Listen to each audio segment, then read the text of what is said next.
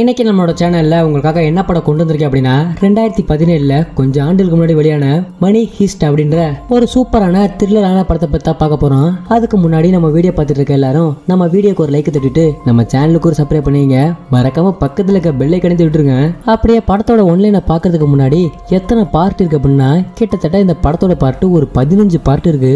அதனால ஒவ்வொரு பார்ட்ல உள்ள ஒன்லைனை சொன்னோம்னா நமக்கு கதை எங்கேயோ போயிடும். அதனால நேரத்தை வீணடிக்காம டைரக்டா கதைக்குள்ள போயிடலாம்.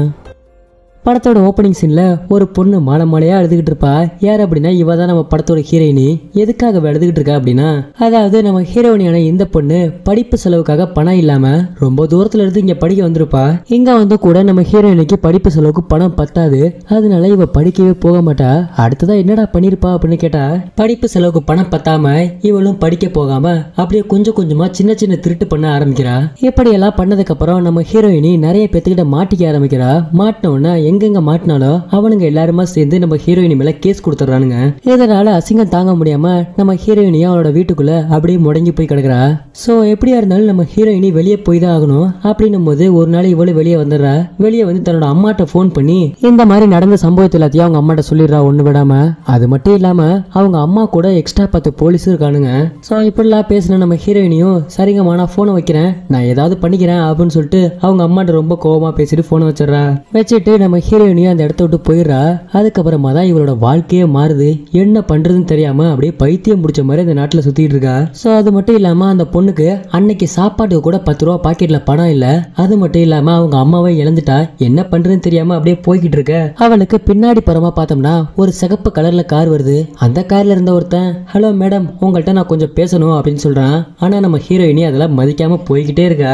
அப்போதைக்கு அவன் என்ன சொல்றான் அப்படின்னா, இங்க பாருங்க மேடம், உங்களை ஏகப்பட்ட போலீஸ் வலை வீசி தேடிட்டு இருக்கானுங்க. அதனால நீங்க மாட்டீங்கன்னா உங்களை பொழந்து எடுத்துருவானுங்க.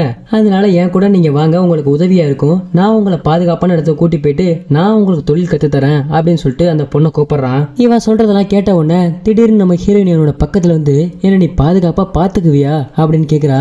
உடனே அவனும், உன்னை பாதுகாப்பா பாத்துக்கிறது என்னோட பொறுப்பு பேபி, அதனால நீ பயப்படாம வண்டியில ஏறலாம், சரி வா நம்ம போலான்னு சொல்லிட்டு அந்த பொண்ணை கூப்பிடுறான். நம்ம ஹீரோயினி எதையும் யோசிச்சு பார்க்காம அவன் கூட கார்ல ஏறி உட்காந்து அவளும் அங்க இருந்து டிராவல் பண்ண ஆரம்பிக்கிறா. சோ அப்படியே அந்த சீனை கட் பண்ண அப்படின்னா நம்ம ஹீரோயினி மாதிரியே ஏகப்பட்ட பேர் அவன் கூட்டி வந்திருக்கான். எல்லாருமே ஒரு கிரைம் லிஸ்ட் தான். இவனுங்க எல்லாத்தையும் வச்சு இவன் என்ன பண்ண போறான் அப்படின்னா, இருக்கிறதுலே மிகப்பெரிய பேங்க்ல 250 கோடி, அதாவது 250 கோடி பணத்தை திருடணும் அப்படின்றது தான் இவனோட எய்மே.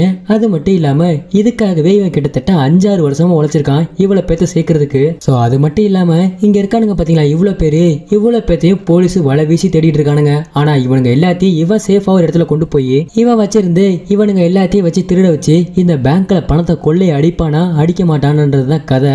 இவனும் அவனுங்க எல்லாத்தையும் சேஃபா ஒரு இடத்துக்கு கூட்டி போயிடறான். கூட்டி போயிட்டு அவனுங்கள்ட்ட ஒண்ணு ஒண்ணா எக்ஸ்பிளைன் பண்ண ஆரம்பிக்கிறான். அது மட்டும் இல்லாம சோ இந்த திருடனுங்க இருக்கானுங்க பாத்தீங்களா, அவனுங்க என்னென்ன கேட்டகரியில இருக்கானுங்க அப்படின்றத இப்படியே ஒண்ணு ஒண்ணா பாத்துடலாம். இவன் பேர் தான் பிரில்லின். நம்மளோட தொழில் என்ன பண்ணா எங்கெங்க டைமண்ட் இருக்கோ தேடி தேடி திருட்டுத்தனமா அடிக்கிறது. அது மட்டும் இல்லாம வாட்சி போனு பணம் அப்படின்னு நம்ம ஆளுக்கு எல்லாமே ஒரு கை தேர்ந்த விஷயம். அழகா பார்த்தாலே ஈஸியா கண்ணு அடிச்சு விடுற மாதிரி அடிச்சுட்டு போயிடுவான். அடுத்ததா இவன் தான் இருக்கிறதுலே ரொம்ப வயசு பெரியவன், நம்பர் 1 திருடனே சொல்லலாம். இவனோட பேரு மாஸ்கியூ. சோ நம்மாலு அப்பயே திருடுறதுல தலைவனா இருந்திருக்காரு. அதனால அவனையும் தேர்ந்தெடுத்து இங்க கூட்டி வந்திருக்கானுங்க. சோ அவனோட தொழில் என்ன அப்படின்னா, எல்லாருமே ஒரு கடையில திருடணும்னா ஒரு கடையோட செவுத்த உடைப்பாங்க, அப்படின்னா கதை உடைப்பாங்க. ஆனா நம்மாலு பூமியை பொத்துக்கிட்டு உள்ள போய் திருடவனா.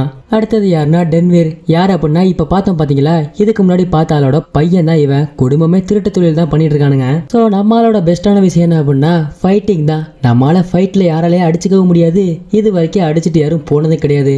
அதனால இவனை இந்த டீம்ல எடுத்திருக்கானுங்க. அடுத்தது யாருன்னா ரியோ. இவன் தான் உட்கார்ந்த இடத்துல கோடி கணக்கில் சம்பாதிக்கிறாள். அது மட்டும் இல்லாம இவனோட பிரெயின் எதுக்காக வேலை செய்யுது அப்படின்னா ஃபுல் அண்ட் ஃபுல் கம்ப்யூட்டர் மட்டும்தான். நம்மளால பின்னி உதறி எடுத்துருவான். எங்க எதை ஹேக் பண்ணலாம் எதை ட்ராக் பண்ணலாம் அப்படின்றத நம்மள்கிட்ட போனா ஈஸியா கத்துக்கலாம். அதெல்லாம் சரி, எதுக்காக நீ இவ்வளவு பேர்த்த சொல்லிக்கிட்டு இருக்க அப்படின்னு நீங்க கேட்பீங்க. எதுக்காக அப்படின்னா 15 பார்ட்ல இவனுங்க மட்டும்தான் ஹீரோ, இவனுங்க மட்டும்தான் வில்லன். பட் அதனால எல்லாத்தோட பேரையும் சொன்னாதான் உங்களுக்கு புரியும் நினைக்கிறேன். அதனால ஒவ்வொரு கேரக்டர் அப்படியே பாத்துருவோம். அடுத்ததா யார் அப்படின்னா ஹாஸ்லோ அண்ட் சென்கி. இவனுங்க 2 பேரும் இரட்டையர்கள் மாதிரி இருப்பானுங்க. நம்ம ஆளுங்கள்ட்ட கண்ணை கொடுத்தோம்னா சும்மா பொம்மை துப்பாக்கியில சுடுற மாதிரி பொறிச்சு எடுத்துருவானுங்க. இருக்காங்க. சோ அதனால இவனுங்களை ஒரு மெயின் கேரக்டரா சொல்றானுங்க. அடுத்ததா யார் அப்படின்னா இந்த பொண்ணு தான் நைரோபி. இவளோட தொழில் என்ன அப்படின்னா கள்ள நோட்டு. கிட்டத்தட்ட 15 வயசுல இருந்து இப்போ வரைக்குமே ஃபுல்லா கள்ள நோட்டு தான் அடிச்சு வியாபாரம் பண்ணிட்டு இருக்கா. அதனாலதான் இவளை ஒரு கள்ள நோட்டின் இளவரசினே சொல்றாங்க. சோ கடைசி இடத்துல இருக்கிறது நம்ம ஹீரோயினி மட்டும்தான். அவ அவ்வளவு பெரிய திருடிலாம் ஒண்ணு கிடையாது. சும்மா சின்ன சின்ன திருட்டு பண்ணி கடைசியில இந்த டீம்ல வந்து சேர்ந்திருக்கா. இப்ப இந்த டீமை புதுசா உருவாக்கி இருக்கான் பாத்தீங்களா. அவன் என்ன சொல்றான் அப்படின்னா இங்க பாருங்க, நீங்க எல்லாருமே கொஞ்சம் ஜாக்கிரதையா இருக்கணும். ஏன்னா உங்களை இப்பவே ஏகப்பட்ட போலீஸ் தொலைவுது. இதுக்கப்புறம் நீங்க மாட்டினீங்கன்னா உங்களுடைய லைஃபே போயிடும். அதனால இங்க இருக்கிறவங்க எல்லாருமே கொஞ்சம் பாதுகாப்பா இருங்க. நாளைக்கு காலையில் நம்ம கரெக்டா திருடுறது கிளம்பணும். எங்க அப்படின்னா இந்த நாட்டிலே இருக்க, அதாவது இது வரைக்கும் அந்த இடத்த நம்ம பார்த்துருக்க கூட மாட்டோம். அவ்வளோ பெரிய பேங்க். அந்த பேங்க்ல கிட்டத்தட்ட ஒரு 250 கோடி இருக்கு. அதை நம்ம சுலபமா அடிச்சிட்டோம் அப்படின்னா யாராலுமே நம்மளை கண்டுபிடிக்கவும் முடியாது. அப்படி கண்டுபிடிச்சிட்டாலும் நாம தான்ன்ற அடையாளமும் யாருக்கும் தெரியாது. அதனால நம்ம இந்த ஒரு ஒர்க்கை மட்டும் முடிச்சிட்டோம்னா எல்லாத்தோட லைஃப் செட்டில் அப்படின்ற மாதிரி சொல்றான். இது எல்லாத்தையும் கேட்ட அந்த திருடனுங்க எல்லாம் என்ன கேட்கறானுங்க அப்படின்னா உங்களுக்கு நான் திருடி கொடுக்கறேன், திருடி கொடுத்துருவேன். ஆனா எங்களுக்கான பங்கு நீ சொன்னாதானே நாங்க திருட முடியும் அப்படின்ற மாதிரி கேட்கறானுங்க. இது எல்லாத்தையும் கேட்ட அந்த டீமோட தலைவன், அதாவது நீங்க இவ்வளவு பேர் இருக்கீங்க, அவ்வளவு பேத்துக்கும் நான் ஒரு ஆளுக்கு கிட்டத்தட்ட 10 கோடி தருவேன். அந்த ப்ராப்பர்ட்டியை மட்டும் நம்ம முடிச்சிட்டோம்னா அப்படின்னு சொல்றான். இது எல்லாத்தையும் கேட்ட உடனே இவனுங்க எல்லாரும் சரி ஓகே இந்த ப்ராப்பர்ட்டியை நம்ம முடிச்சிடலாம், நாளைக்கு காலையில் நாங்க கிளம்பிடுறோம் அப்படின்னு சொல்றான். சரி ஓகேன்னு எல்லாம் பிளானை போட்டு ரெடியா இருக்கானுங்க. எல்லா ஒர்க்கும் முடிஞ்ச உடனே மறுநாள் காலையில எல்லாம் திருடுறதுக்காக பயங்கரமான ட்ரெஸ்ஸிங்கும் கூடவே மாஸ்கோட எல்லாம் கிளம்பிடுறானுங்க. இவனுங்க போறதுக்கு முன்னாடி அந்த பேங்க்குக்கு போற பாதையில ஒரு செக் போஸ்ட் ஒன்று இருக்கு. அதை தாண்டி போனா மட்டும்தான் இவனுங்களால போக முடியும். சோ அது மட்டும் இல்லாம அங்கிட்டு யாராலுமே நார்மலான மக்கள் போக முடியாது. அது மட்டும் இல்லாம அங்க இருக்கிற போலீஸ் இருப்பாங்க பாத்தீங்களா, அந்த நாட்டோட போலீஸுக்கு மட்டும்தான் அங்கிட்டு பர்மிஷன். அதனால இவனுங்க எப்படி போறதுன்னு அதுக்கு முன்னாடியே பிளான் போட்டு வச்சிட்டானுங்க. சோ அந்த செக் போஸ்ட்டுக்கு போறதுக்கு முன்னாடியே இவனுங்களா ஒரு வழியில பாதையை அடைச்சு போட்டு அந்த பாதையில போலீஸ் வந்துட்டு இருப்பானுங்க. அந்த போலீஸை இவனுங்க எல்லாரும் மறைச்சு இங்க இருந்து அசைஞ்சிங்கன்னா எல்லாத்தையும் சுட்டு பொசுக்கிடுவேன். உங்களோட வேலை என்ன அப்படின்னா அங்க இருக்கிற பேங்க்குக்கு எங்களை நீங்க தான் பாதுகாப்பா கூட்டி போகணும் அப்படின்னு போலீஸே மறைச்சு மிரட்டுறானுங்க. சோ அந்த போலீஸ்காரனுங்களும் பயந்துகிட்டு எங்களை சுற்றாதீங்க, நான் உங்களை பாதுகாப்பா அவங்க கூட்டி போறேன். அதுக்காக எங்களுக்கு நீ பண்ண வேண்டியது எங்களை மட்டும் கொன்றாதீங்க, கண்டிப்பா உங்களை கூட்டி போறோம் அப்படின்னு சொல்லிட்டு அவனுங்களும் கூட்டி போறானுங்க. அப்படியே இன்னொரு பக்கத்து பார்த்தா அப்படின்னா அந்த பேங்கை சுத்தி பார்க்கறதுக்காக காலேஜ் ஸ்டூடெண்ட்லாம் நிறைய பேர் வந்துட்டு இருக்காங்க. அதுல 2 பேத்துக்கு அந்த பஸ்ல காதல் உண்டாகுது. சோ அதுல வந்து நம்மளும் கூட அப்பதான் அந்த பொண்ணை ப்ரப்போஸ் பண்றான். அந்த பொண்ணு ஓகே சொல்லி அவனுங்க பஸ்ல ஒன்னாயிரானுங்க. அப்படியே இவனுங்க 2 பேர் ரொமான்டிக் பண்ணிட்டே வர இவனுங்க வர வேண்டிய இடமும் வந்துருச்சு. அதாவது அந்த மிகப்பெரிய பேங்க். அப்படியே அந்த ஸ்டூடெண்ட்ஸ் எல்லாமே அந்த பேங்க்கு இறங்கி உள்ள போயிட்டு இருக்கானுங்க. வெளியே இருந்து பார்க்கும் போது அதை பார்க்க பயங்கரமா இருக்குன்னு சொல்லிட்டு இவனுங்களும் அப்படியே எல்லாம் உள்ள போக ஒரு பக்கத்துல நம்ம கிரைம் கும்பலை சேர்ந்த ஹீரோயினியும் அந்த இடத்துல நின்று பாத்துக்கிட்டு இருக்கா. இவனுங்க எல்லாத்தையும் நம்ம எப்படி கடந்து போக போறோம் அப்படின்ற மாதிரி. அப்படியே இன்னொரு பக்கத்துன்னு பார்க்கும்போது அந்த பேங்க்ல ஒர்க் பண்ணுவாங்க பாத்தீங்களா, கள்ள நோட்டா நல்ல நோட்டான்னு கண்டுபிடிக்கிறவங்க. அதுல நம்ம ஹீரோயினி மாதிரியே இன்னொரு பொண்ணு இருப்பா. அந்த பொண்ணு ஒரு கல்யாணம் ஆன மனுஷன் கூட கள்ள தொடர்பு வச்சிருந்திருப்பா. அது மட்டும் இல்லாம அந்த பேங்க்ல இருந்து அந்த பொண்ணுக்கும் அந்த இன்னொரு மனுஷனுக்கும் காதல் அதிகமாயி போய் அவனுங்களும் அது எது நடந்து அந்த பொண்ணு பிரெக்னெண்டா இருக்கேன் அப்படின்ற மாதிரி அந்த மனுஷன் சொல்லுவா. ஆனா அதெல்லாம் அவன் கொஞ்சம் கூட காதல வச்சுக்க மாட்டான். ஒரு கட்டத்துக்கு மேல அந்த பொண்ணு ரொம்ப கோவமாயிரா. ஏயா நான் உன்கிட்ட தான் பேசிக்கிட்டு இருக்கேன், நீ எதுல காதல வச்சுக்க மாட்டேன், இவ்வளவு நடந்துருச்சு, ஏதாச்சும் ஒரு பதில் சொல்லியா அப்படின்னு கேப்பா. பதிலுக்கு அந்த மனுஷனும் இங்க பாரு, நடந்தது நடந்துருச்சு, இதுக்கப்புறம் நான் ஒன்னும் பண்ண முடியாது, சரியா, ஏதாவது பண்ணிக்கிட்டு நீ கிளம்பு, இல்லன்னா உன் வேலையை பாரு அப்படின்ற மாதிரி சொல்றாரு. இதை கேட்ட அந்த பொண்ணு ரொம்ப கோவமாய் போயிடுறா. தேவைக்காக வச்சுக்கிட்டு என்னை ஏமாத்திட்டுல, உன்னை என்ன பண்ற பாரியா அப்படின்னு சொல்லிட்டு அந்த பொண்ணு போயிடுறா. இன்னொரு பக்கத்துன்னு பார்க்கும்போது அந்த திருட்டு கும்பல் எல்லாருமே பேங்க்குள்ள இறங்கி கன் எடுத்து படப்படன்னு சுட ஆரம்பிச்சிருவானுங்க. இதை பார்த்து அங்க இருக்கிற மக்கள் எல்லாருமே கத்தி கதறி வெளியே ஓட ஆரம்பிப்பாங்க. இதெல்லாம் பார்த்த உடனே இவனுங்க எல்லாருமே சேர்ந்து அங்க இருக்கிற பேங்க்ல ஒர்க் பண்றாங்க பாத்தீங்களா, அவனுங்க எல்லாத்தையும் ஒரு இடத்துல புடிச்சு கும்பிச்சிருவானுங்க. இந்த இடத்த விட்டு அசைஞ்சிங்க, எல்லாத்தையும் போட்டு தள்ளிடுவான் அப்படின்ற மாதிரி. அவனுங்க எல்லாத்தையும் பிடிச்சி இன்னொரு பக்கத்து அவனுங்களுக்கு ஆட்ட காமிச்சிட்டு இங்க ஒருத்தன் பணத்தை கொள்ளையடிக்கிறதுக்காக ஒரு பக்கத்து வந்துடுறான். வந்த உடனே இவனுக்கு ஆப்போசிட்ல பார்த்தா சும்மா அந்த கோடிக்கணக்கான பணமும் இங்கதான் இருக்கு. இதை பார்த்து இந்த பையலும் அங்க இருந்து வேகமா ஓடி வந்து அந்த பணத்து மேல பாஞ்சு படுத்து துள்ளி குதிக்கிறான். இவனை பணத்தை நான் என் வாழ்க்கையில பார்த்ததே இல்லை அப்படின்னு. இவனும் அப்படியே சந்தோஷத்துல துள்ளி குடிச்சு விளையாடிட்டு இருக்க இவனுக்கு ஆப்போசிட்ல பார்த்தா இவனோட அப்பா வந்து நிக்கிறாரு. அவனோட அப்பாவை பார்த்தன, அப்பா அப்பா இங்க பாருங்க எவ்வளவு பணம் அப்படின்னு, இது எல்லாமே நம்ம கிட்ட இருந்தா எப்படி இருக்கும் அப்படின்னு அவன் அப்பாட்ட சந்தோஷமா சொல்லிட்டு இருக்க. இதெல்லாம் பார்த்து அவனோட அப்பாவும் அடே இங்க பாருடா, இதெல்லாம் நம்ம பணம் கிடையாது, நம்மளே திருட வந்திருக்கோம், சீக்கிரம் பணத்தெல்லாம் அள்ளி போடுறா, இங்க இருந்து நம்ம கிளம்பணும், ஏற்கனவே போலீஸுக்கு வேற தெரிஞ்சிருச்சு அப்படின்ற மாதிரி சொல்லிட்டு இருக்காரு. சரின்னு அப்படியே அவனுங்க 2 பேரும் அந்த பணத்தை வேக வேகமா அள்ளிட்டு இருக்கானுங்க. அள்ளி முடிச்ச உடனே இந்த பணம் எல்லாத்தையும் கொள்ளை அடிச்சுட்டானுங்க. அதுக்கப்புறமா இவனுங்க வெளியே கிளம்பலான்னு பார்க்கும்போது இவனுங்களுக்கு உடனே ஒரு இன்ஃபர்மேஷன் வருது. என்ன அப்படின்னா உங்க எல்லாத்தையும் பிடிக்கிறதுக்காக ஒரு போலீஸ் படையே வருது, அதனால நீங்க யாருமே தப்பிக்க முடியாது, அந்த இடத்துல நின்னுங்க அப்படின்ற மாதிரி அவன் டீமோட தலைவன் சொல்றான். இதெல்லாம் கேட்ட அம்மாளுங்க போலீஸே வந்தாலும் நம்ம நின்று தைரியமா சண்டை போடுவோம், எல்லாரும் இங்கே நின்னுங்க அப்படின்ற மாதிரி நம்ம ஹீரோயினி சொல்றா. எல்லாரும் பயப்படாம போலீஸ்க்கு ஆப்போசிட்ல எல்லாருமே நின்றுட்டு இருக்கானுங்க. திரும்பவும் அவங்களுக்கு ஒரு இன்ஃபர்மேஷன், இன்னும் 20 செகண்ட்ல நாங்க போலீஸ் எல்லாம் அங்க இருப்போம் அப்படின்ற மாதிரி வருது. இதெல்லாம் கேட்ட உடனே படப்படப்புல நம்ம ஹீரோயினி கன் எடுத்துட்டு வேகமா வெளியே ஓடி வந்துருவா. இங்க ஒருத்தன் ஓடாத நின்னு கத்துவான். அதுக்குள்ளேயே நம்ம ஹீரோயினி வெளியே போயிட்டு கன் எடுத்து படப்படன்னு சுட ஆரம்பிச்சிருவா. ஆக்சுவலா போலீஸ் அப்பதான் உள்ள நுழைவானுங்க, அதுக்குள்ளே இவ சுட ஆரம்பிச்சிருவா. சோ அந்த போலீஸ்காரங்களும் வந்த வேகத்துக்கு படப்படன்னு சுட ஆரம்பிச்சிருவானுங்க. இங்கிட்ட இவனுங்க சுட அப்படியே அவனுங்க சுடுன்னு பெரிய போட்டி ஆகி போயிரும். அதுல இங்க ஒருத்தர் சுட்டுருவானுங்க. இதை பார்த்த உடனே நம்ம ஹீரோயினி உனக்கு என்னாச்சுன்னு அவனை தட்டி கொடுத்துட்டே இருப்பா. அவனும் அந்த இடத்துல மயங்கிடுவான். நம்ம ஹீரோயினுக்கு என்ன பண்றதுனே அந்த இடத்துல தெரியல. கோவம் தாங்க முடியாம இவளும் அங்க இருக்கிற கன் எடுத்து அந்த போலீஸ்காரங்களை படப்படன்னு சுட ஆரம்பிச்சிருவா. இன்னொரு பக்கத்துன்னு பார்க்கும்போது அவனுங்க திருடிட்டு வந்த பணம் எல்லாமே அந்த இடத்துல போட்டுட்டு தப்பிச்சு ஓடி போயிடுவானுங்க. அந்த பணம் எல்லாம் பார்த்தா காத்துல அப்படியே அழகா பறக்க ஆரம்பிச்சிருது. சோ இதோட தான் இந்த ஃபர்ஸ்ட் பார்ட்டை முடிக்கிறானுங்க. மொதல் பார்ட்ல இவ்வளவு பயங்கரமா இருக்கு. ரெண்டாவது பார்ட்ல இந்த பணத்தை திருடி இருப்பானுங்களா இல்ல இந்த பணத்தை இங்கே போட்டு ஓடி இருப்பானுங்களா அப்படின்றது அடுத்த பார்ட்ல தான் தெரியும். அது வரைக்கும் எல்லாரும் கொஞ்சம் வெயிட் பண்ணிட்டு இருங்க. சரி, அப்படியே அடுத்த பார்ட்ல உங்களை எல்லாத்தையும் சந்திக்கிறேன். டாடா, பாய். இன்னைக்கு நம்மளோட சேனல்ல உங்களுக்காக என்ன படம் கொண்டு வந்திருக்கேன் அப்படின்னா 2017 வெளியான மணி ஹீஸ்ட் அப்படின்ற படத்தோட 2வது பாகத்தை தான் பார்க்க போறோம். கூடவே அந்த முதல் பாகத்தை பார்க்காதவங்களும் மறக்காம பார்த்துட்டு வந்துருங்க.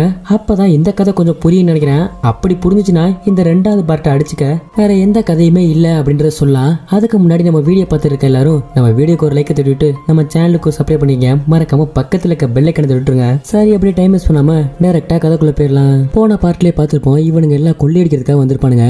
அவனுங்களும் அந்த பெரிய பேங்க் இருக்கு பாத்தீங்களா, பணமே அச்சடிக்கிறது, அதுக்குள்ள இவனுங்க எல்லாம் ஒளிஞ்சு வருவானுங்க. சோ அவனுங்க எல்லாம் ஒளிஞ்சது இல்லாம கிட்டத்தட்ட ஒரு 4-5 போலீஸை அவனுங்க சுட்டு போட்டுருவானுங்க.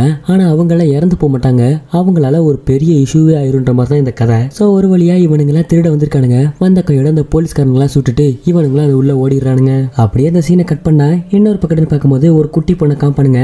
இந்த பொண்ணு நம்ம படத்தோட கொஞ்சம் மெயின் கேரக்டர்னு சொல்லலாம். இந்த குட்டி பொண்ணுக்கு நாளைக்கு மறுநாள் காலையில பிறந்த நாள். இந்த குட்டி பொண்ணு என்னோட அப்பா எங்க இருக்காங்க அப்படின்னு அவங்க அம்மாட்ட கேக்குறாங்க. ஆக்சுவலா இந்த பொண்ணோட அப்பா இந்த பொண்ணோட அம்மா கிட்ட சண்டை போட்டு இவங்க கிட்டத்தட்ட ஒரு 4-5 வருஷத்துக்கு முன்னாடி பிரிஞ்சுட்டாங்க.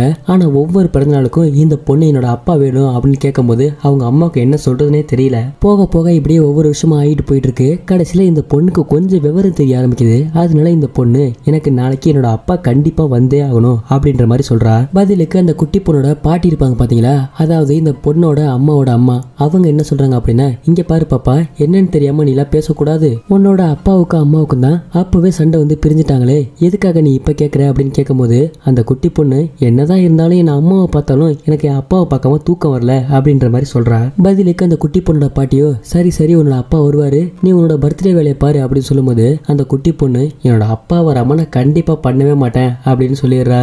ஒரு பக்கத்து இதெல்லாம் பார்த்து அந்த குட்டி பொண்ணோட அம்மாவுக்கு மனசுல அவ்வளவு ஆதங்கமா இருக்கு, என்னோட புள்ள இவ்வளவு வருத்தத்துல இருக்கே அப்படின்னு. இன்னொரு பக்கத்து என்ன அப்படின்னா, தன்னோட புருஷனை ஒரு சண்டையால நாமளே இழந்துட்டோம், திரும்பவும் அவர்கிட்ட போன நமக்கு தான் அசிங்கம் அப்படின்னு அந்த பொண்ணோட அம்மாவும் நினைச்சிட்டு இருக்காங்க. இப்படியே இந்த குட்டி பொண்ணோட அம்மாவும் வருத்தத்தோட உட்காந்து அந்த குட்டி பொண்ணை பாவமா பார்த்துட்டு இருக்காங்க. அந்த சமயத்துல பார்த்தா அவங்களுக்கு ஒரு போன் கால் வருது. இதை பார்த்தா அவங்களும் அந்த போன் எடுத்துட்டு வேகமா பேசுறதுக்காக போயிடுறாங்க. அந்த போன் அட்டன் பண்ணி பேசினா திடீர்னு நெஞ்சு அடிக்கிற மாதிரி ஒரு நியூஸ். என்ன அப்படின்னா, இங்க பாருங்க மேடம், இந்த பணம் அச்சடிக்கிற பேங்க் இருக்கு பாத்தீங்களா, அங்க இருந்து ஒரு 240 கோடி திருட்டு போயிருக்கு, அதனால அதை நீங்க தான் கண்டுபிடிச்சு கொடுக்கணும் அப்படின்ற மாதிரி சொல்றாங்க. இதை கேட்ட உடனே இந்த அம்மாவுக்கு செம்ம சாக்காவி போயிருது. சரி நீங்க வெயிட் பண்ணுங்க, நான் அங்கேயே வரேன் அப்படின்னு சொல்லிட்டு இவங்களும் கிளம்பிடுறாங்க. அப்படியே இன்னொரு பக்கத்துன்னு பார்க்கும்போது அந்த கொள்ளையடிக்கிற கும்பல் எல்லாருமே பயங்கரமா சண்டை போட்டுக்கிறானுங்க.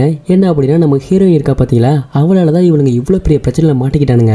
ஏன்னா நம்ம ஹீரோயினி தான் ஆளுக்கு முன்னாடி ஓடுனது இல்லாம அந்த போலீஸ்காரங்களை பார்த்தோன்னா தன்னோட கையில இருந்த கன் எடுத்து இந்த பொண்ணு படபடன்னு சுட ஆரம்பிச்சிருவா. இந்த ஒரு காரணத்தினால இவனுங்க எல்லாருமா சேர்ந்து நம்ம ஹீரோயினிய அந்த திட்டிட்டு இருப்பானுங்க. இதெல்லாம் பார்த்து நம்ம ஹீரோயினிய அந்த இடத்துல அப்படியே அமைதியா உட்காந்துருப்பா. ஏன்னா இவ தான் இவ்வளவுக்கும் காரணம் அப்படின்ற மாதிரி சொல்றாங்க. இதெல்லாம் பார்த்து நம்ம ஹீரோயினிக்கு இதை விட்டு நம்ம போயிடலான்னு கூட தோணுது. இருந்தாலும் நம்ம ஹீரோயினிக்கு அந்த இடத்துல என்ன பண்றதே தெரியல. இவ்வளவு அந்த இடத்துல பல்ல கடிச்சிட்டு அமைதியா உட்காந்துருக்கா. அவனுங்களும் எல்லாரும் சேர்ந்து சுத்தி முத்தி திட்டிக்கிட்டே இருக்கானுங்க. இப்படியே இவனுங்க எல்லாம் சண்டை போட்டுட்டு இருக்க அந்த இடத்துல இவனுங்களுக்கு ஒரு போன் கால் வருது. இவனுங்களும் அந்த போன் எடுத்து வேகமா பேசும்போது யார் அப்படின்னா, இந்த டீமோட லீடர் இருக்கான் பாத்தீங்களா, அந்த கண்ணாடி போட்டிருப்பானே, அவன் தான் கால் பண்ணிருக்கான். என்னாச்சு பிரச்சனையா அப்படின்ற மாதிரி கேக்குறான். பதிலுக்கு இவனுங்களும், ஆமா இப்போ ஒரு பொண்ணை கூட்டி வந்திருக்கீங்களே, ஒரு சின்ன பொண்ணை, அந்த பொண்ணுனால இன்னைக்கு நம்ம எல்லாருமே மாட்டிருப்போம் அப்படின்ற மாதிரி சொல்றான். ஏன் என்னன்னு கேட்கும்போது இவனுக்கு திரும்பவும் என்ன சொல்றானுங்க அப்படின்னா, இந்த பொண்ணு நம்ம ரியாவை லவ் பண்றா போல, அதனாலதான் அவனை கீழே விழுந்தவன அவனை காப்பாத்துறதுக்காக இந்த பொண்ணால நாங்க எல்லாருமே மாட்டிருப்போம் அப்படின்ற மாதிரி சொல்றான். இதெல்லாம் கேட்ட அவனும் கொஞ்சம் கோவப்பட்டுட்டு போனை கொடுங்க அப்படின்னு சொல்றான். சரின்னு சொல்லிட்டு அவனுங்களும் நம்ம ஹீரோயின் போனை கொடுத்துறானுங்க. கொடுத்த உடனே நம்ம பொண்ணு அவரை போட்டு ஏறுன்னு ஏறுறா. நான் பண்ணதுல என்ன தப்பு, ஒருத்தன் உயிருக்கு போராடிட்டு இருக்கான், அவனை காப்பாத்தாம என்ன பண்ண சொல்றீங்க அப்படின்னு கேக்குறா. பதிலுக்கு அந்த மனுஷனும் இவனுங்கெல்லாம் சொல்றது உண்மையா, நீ ரியோவை லவ் பண்றியா அப்படின்னு கேக்குறாரு. இதை கேட்ட அந்த பொண்ணு, நான் அவனை ஒன்னு லவ் பண்ணலாம் கிடையாது, அவன் உயிருக்கு போராடிட்டு இருந்தான், அதுக்காக தான் அவனை நான் காப்பாத்தினேன், இது ஒரு ஹெல்ப் தானே அப்படின்னு சொல்லிட்டு நம்ம ஹீரோயினி அந்த இடத்துல போனை ரொம்ப கோவமா வச்சிடறா. அப்படியே இன்னொரு பக்கத்துன்னு பார்க்கும்போது அந்த கொள்ளையடிச்ச நியூஸ் வெளியே அங்க இருக்கிற போலீஸ்காரங்க எல்லாம் வேக வேகமா வர ஆரம்பிச்சுட்டானுங்க. அது மட்டும் இல்லாம இவனுங்கெல்லாம் ஸ்பெஷல் படை வேற, கண்டுபிடிச்சே தீரணும், அவனுங்கெல்லாம் முட்டிக்கு முட்டி தட்டி இன்னைக்கு என்ன பண்றான் பாரு அப்படின்னு சொல்லிட்டு இந்த அம்மாவும் அங்க இருந்து வேக வேகமா வராங்க. அவனுக்கு கூடவே ஒரு அல்லக்க இருக்கான் பாத்தீங்களா, அவன்கிட்ட ஒவ்வொரு கொஸ்டினா கேட்க அவனும் அப்படியே ஒண்ணு சொல்லிக்கிட்டே வரான். என்ன அப்படின்னா கிட்டத்தட்ட ஒரு 4 போலீஸை சுட்டுட்டானுங்க. அது மட்டும் இல்லாம கொள்ளையடிக்க வந்தது யாருன்னே கண்டுபிடிக்கவும் முடியல. கொள்ளையடிக்க வந்தவனுங்க எந்த பொருளையும் மிஸ் பண்ணிட்டு போகல, அதனால இவனுங்களை நம்ம கண்டுபிடிக்கிறது கொஞ்சம் கஷ்டம் தான். கூடவே நம்ம பேங்கோட லாக்கர்ல இருந்த 240 கோடி பணத்தையும் காணா. அது மட்டும் இல்லாம நம்ம பேங்குக்குள்ள வந்த ஸ்டூடெண்ட்ஸ் ஒரு 13 பேரு, பேங்க்ல ஒர்க் பண்ணவங்க எல்லாத்தையுமே காணா அப்படின்ற மாதிரி சொல்றான். ஸோ இதெல்லாம் கேட்ட போலீஸ்கார பொம்பளையும் ரொம்ப கோவமாயி, யோ நீ என்னையா எல்லாமே அபசகுணமாக பேசிகிட்டு இருக்க, ஏதாவது நல்லது ஏதாவது நடந்துச்சா இல்லையா, அதை ஃபஸ்ட்டு சொல்லியா அப்படின்ற மாதிரி கேட்குறாங்க. நல்ல விஷயம்னா அப்படி ஒன்றும் பெருசாக நடக்கல. அந்த சுடு வாங்கினானுங்க பார்த்தீங்களா ஒரு 4 போலீஸ்காரனுங்க, அவனுங்க வேணா உயிர் படைச்சிருக்கானுங்க, இது வேணா ஒரு நல்ல விஷயம்னு சொல்லலாம் அப்படின்னு இவனும் கொஞ்சம் கிண்டல் கலியாக பேசுகிறான். ஸோ அது மட்டும் இல்லாமல் இந்த போலீஸ்கார அம்மா யாருன்னு தெரியுதா இல்லையா, அந்த குட்டி பொண்ணோட அம்மா இருக்கா பார்த்தீங்களா, அவள் தான் இந்த போலீஸ்கார பொண்ணும். இப்படியே கோவமாக பேசிட்டு போயிட்டு இருந்த இந்த போலீஸ்கார அம்மாவும் ஃபர்ஸ்ட் நம்ம அந்த கொள்ளைக்காரனுங்களாம் எங்க இருக்கான்றது கண்டுபிடிக்கணும் அப்படின்னு கேட்குறாங்க. அட ஏங்க மேடம், இவனுங்க எல்லாருமே அந்த பேங்க்குள்ளே தான் இருக்கானுங்க அப்படின்னு சொல்றான். இதெல்லாம் கேட்ட உடனே இந்த அம்மாவுக்கு அப்படியே ஷாக் அடிச்ச மாதிரி ஆயிடுது. ஏண்டா பேங்க்குள்ளே தான் இருக்கானுங்கன்றீங்க, இன்னமாடா அவனுங்களை பிடிக்கல அப்படின்னு கேட்டுட்டு இருக்க. நீங்க என்ன பேங்க்ன்ற பேர்ல ஏதோ 10 ரூமா கட்டி வச்சிருக்கீங்க, ஏமா அரண்மனை மாதிரி கட்டி வச்சிருக்கீங்க, அதுவும் இல்லாம அவனுங்க எங்க ஒளிஞ்சிருக்கானுங்கன்னு தெரியல. கூடவே பேங்கை திறந்து என்ன அவ்வளோ அசால்ட்டாவா உள்ள போக முடியும், அப்படியெல்லாம் போக முடியாது, ஏன்னா பேங்கோட கதவு செவர்ல எப்படி இருக்குன்னு உங்களுக்கே தெரியும், அதனால கொஞ்சம் கூட நம்மளால நகர கூட முடியாது அப்படின்னு சொல்றான். இதெல்லாம் கேட்ட அந்த போலீஸ்காரமாவும் சரி ஓகே, இந்த பேங்கோட மேல்புறமா ஹெலிகாப்டர் எந்நேரமும் பறந்துகிட்டே தான் இருக்கணும், அப்படி பறந்தா நம்ம ஈஸியா கண்டுபிடிச்சிடலாம் அப்படின்ற மாதிரி சொல்றாங்க. இவனும் சரி வாங்க ஃபர்ஸ்ட் உள்ள போய் பேசுவோம் அப்படின்னு சொல்லிட்டு அந்த அம்மாவை உள்ள கூட்டி போயிடுறான். இன்னொரு பக்கத்து அந்த திருட்டு கும்பல்ல நம்ம ஹீரோயினிய தப்பா பேசுவான் பாத்தீங்களா, அந்த ரியோ பையனை லவ் பண்றியா அப்படின்னு. அவன் இந்த ரியோ பையனை அந்த இடத்துல பாத்துருவான். பார்த்த உடனே டேய் தம்பி நீ தான் அந்த பொண்ணை லவ் பண்றியாப்பா அப்படின்னு கேட்க, இதை பார்த்து நம்ம ரியோ பையனும் அந்த பொண்ணை நான் லவ்லாம் பண்ண கிடையாது, எனக்கு அந்த பொண்ணு மேல ஒரு கிருஷ் இருக்கு அப்படின்ற மாதிரி சொல்றான். பதிலுக்கு அவனும் இங்க பாருப்பா தம்பி, இதெல்லாம் நம்ம வேலைக்கு செட் ஆகாது, ஏன்னா நான் அனுபவப்பட்டனால சொல்றேன், கிட்டத்தட்ட எனக்கு 5 வாட்டி டைவர்ஸ் ஆயிருச்சு அப்படின்ற மாதிரி சொல்றான். இதெல்லாம் கேட்ட உடனே அந்த ரியோ போய் அந்த இடத்துல மிரண்டு போயிடுவான். நீ மனுஷனா இல்ல மிருகமாடா அப்படின்ற மாதிரி.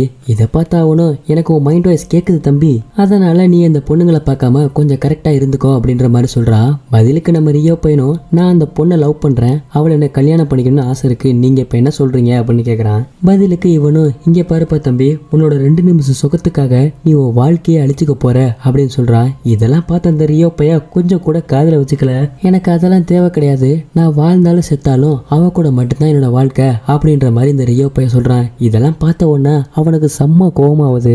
உனக்கெல்லாம் வாயால சொன்னா நீ திருந்த மாட்ட தம்பி, நீயா பட்டு அனுபவிப்ப அப்படின்னு சொல்லிட்டு இவன் அந்த இடத்துல இருந்து கோபமா பேசிட்டு கிளம்பிடுறான். இன்னொரு பக்கத்துன்னு பார்க்கும்போது இந்த போலீஸ்காரங்க எல்லாம் எப்படா இவனுங்க இவ்வளவு பணத்தை திருடி இருப்பானுங்க, அது மட்டும் இல்லாம திருடிட்டு இவ்வளவு தைரியமா அந்த பேங்குக்குள்ளே இருக்கானுங்களே அப்படின்னு இவனுங்க அப்படியே பைத்தியம் பிடிச்ச மாதிரி புலம்பிட்டு இருக்கானுங்க. இன்னொரு பக்கத்துன்னு பார்க்கும்போது அந்த போலீஸ்காரனுங்க ட்ராக் பண்ணி யாராச்சும் பிடிக்கலான்றதுக்காக ட்ரை பண்ணிட்டு இருக்கானுங்க. அந்த சமயத்தில் பார்த்து அந்த திருட்டு கும்பலோட தலைவன் கரெக்டா கால் பண்றான். அவன் கால் பண்ணி என்ன சொல்றான் அப்படின்னா, இங்க பாருங்க மேடம், நீங்க எங்களை மட்டும் பிடிக்கவே முடியாது, அப்படி நீங்க எங்களை பிடிச்சாலும் உங்களால எங்களை அழிக்கவும் முடியாது அப்படின்ற மாதிரி திமிராவே பதில் சொல்றான். சோ அது மட்டும் இல்லாம அவன் பேசுற வாய்ஸையும் வேற மாதிரி கேட்கற மாதிரி அவன் எடிட் பண்ணி வச்சிருப்பான். இதெல்லாம் பார்த்து அந்த போலீஸ்காரனுங்க நல்லா விவரமான ஆளாதான் இருக்கானுங்க அப்படின்னு இவனுங்களும் கொஞ்சம் பயந்து தான் பேசுறானுங்க.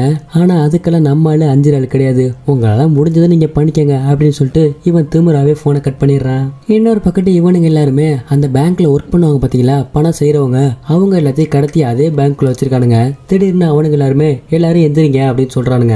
அவங்க எல்லாருமே அப்படியே பயத்துல எந்திரிச்சு நிக்கிறானுங்க. என்ன பண்ண போறானுங்க அப்படின்னு அவனுங்க என்ன சொல்றானுங்க அப்படின்னா, இங்க பாருங்க, நாங்க சொல்றதை நீங்க கேட்டீங்க அப்படின்னா எல்லாரும் உயிரோட பத்திரமா வீட்டுக்கு போவீங்க, அப்படி நீங்க கேட்கல அப்படின்னா பத்திரமா வீட்டுக்கு போனமா தான் போவீங்க அப்படின்ற மாதிரி இவனுங்க எல்லாருமே சேர்ந்து அவங்கள மிரட்டுறானுங்க. இதெல்லாம் பார்த்து அவங்க எல்லாருமே நாங்க கேட்கிறோம் அப்படின்ற மாதிரி சொல்றாங்க. பதிலுக்கு அவனுங்க என்ன சொல்றாங்க அப்படின்னா, இங்க பாருங்க, நீங்க யாரும் பயப்பட வேணாம், அது மட்டும் இல்லாம உங்களுக்கு சாப்பாடு தண்ணி எல்லாமே நாங்க கொண்டு வர சொல்லியிருக்கோம், கொண்டு வந்தோன்னா சாப்பிட்டு நீங்க எனக்கு ஒரு உதவி செய்யணும் அப்படின்னு சொல்றான். என்ன உதவின்னு கேட்டா, இந்த பேங்க்ல நீங்க எப்படிலாம் பணம் சம்பாரிச்சீங்களோ எப்படிலாம் பணம் அச்சடிச்சீங்களோ அதே மாதிரியே நீங்க எங்களுக்கு வேலை பண்ணி தரணும் அப்படின்ற மாதிரி சொல்றானுங்க. அதுவும் இல்லாம உங்களுக்கு பத்தாததுக்கு ஸ்கூல் அண்ட் காலேஜ் ஸ்டூடெண்ட்ஸ் எல்லாருமே இங்கதான் இருக்கானுங்க, அவங்கள நீங்க உதவிக்கு வச்சுக்கோங்க அப்படின்ற மாதிரி சொல்றானுங்க. சோ அதுக்கு முன்னாடி நீங்க எல்லாரும் எனக்கு பண்ண வேண்டிய வேலை என்ன அப்படின்னா, நாங்க போட்டிருக்கோம் பாத்தீங்களா ரெட் கலர் ட்ரெஸ், இந்த மாஸ்க், இதே மாதிரியே உங்க எல்லாத்துக்குமே தருவோம், நீங்க எல்லாருமே அந்த மாதிரி போட்டுக்கணும் அப்படின்ற மாதிரி சொல்றானுங்க. பதிலுக்கு இவனுங்களும் சரி ஓகே, நீங்க கொடுக்குற நாங்க ட்ரெஸ்ஸை நாங்க எல்லாருமே போட்டுக்கிறோம், ஓகே நீங்க கொடுங்க அப்படின்னு சொல்றானுங்க. உடனே இவனுங்களும் அந்த ட்ரெஸ்ஸை அள்ளிட்டு வந்து இவனுங்க எல்லாத்துக்கும் கொடுத்துட்றானுங்க. கொடுத்த கையோட சரின்னு சொல்லிட்டு அவனுங்களும் அந்த துணியை மாத்திக்கிறானுங்க. அப்படியே இவனுங்க இன்னொன்னு என்ன சொல்றானுங்க அப்படின்னா, நீங்க இந்த துணியை மாத்தினோன்னா உங்களுக்கு நாங்க டூப்ளிகேட் கன்னு தருவோம், அந்த கன்னை தான் நீங்க எல்லாரும் சேஃப்டிக்கு வச்சுக்கணும் அப்படின்ற மாதிரி சொல்லிடுறானுங்க. இதெல்லாம் பார்த்த இவனுங்களும் சரி ஓகே நாங்க வச்சுக்கிறோம் அப்படின்னு சொல்லிட்டு கன்னையும் வாங்கி வச்சுக்கிறானுங்க.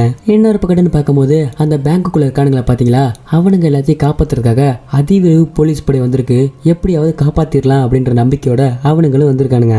இன்னொரு பக்கத்துல இந்த டீமோட தலைவன் இவனுங்க எல்லாத்துக்கும் இன்ஃபர்மேஷனை கொடுத்துட்டான், அந்த இடத்துக்கு அதிவிரைவு படை வந்துருச்சு, எல்லாரும் கொஞ்சம் ஜாக்கிரதையா இருங்க அப்படின்னு. ஆனா இவனுங்க எல்லாம் என்ன பண்ணிட்டானுங்க அப்படின்னா, அங்க இருக்கிற எல்லாத்துக்குமே அவனுங்கள மாதிரி ட்ரெஸ்ஸை போட்டுட்டு அவனுங்கள மாதிரி கண்ணை கொடுத்துட்றானுங்க.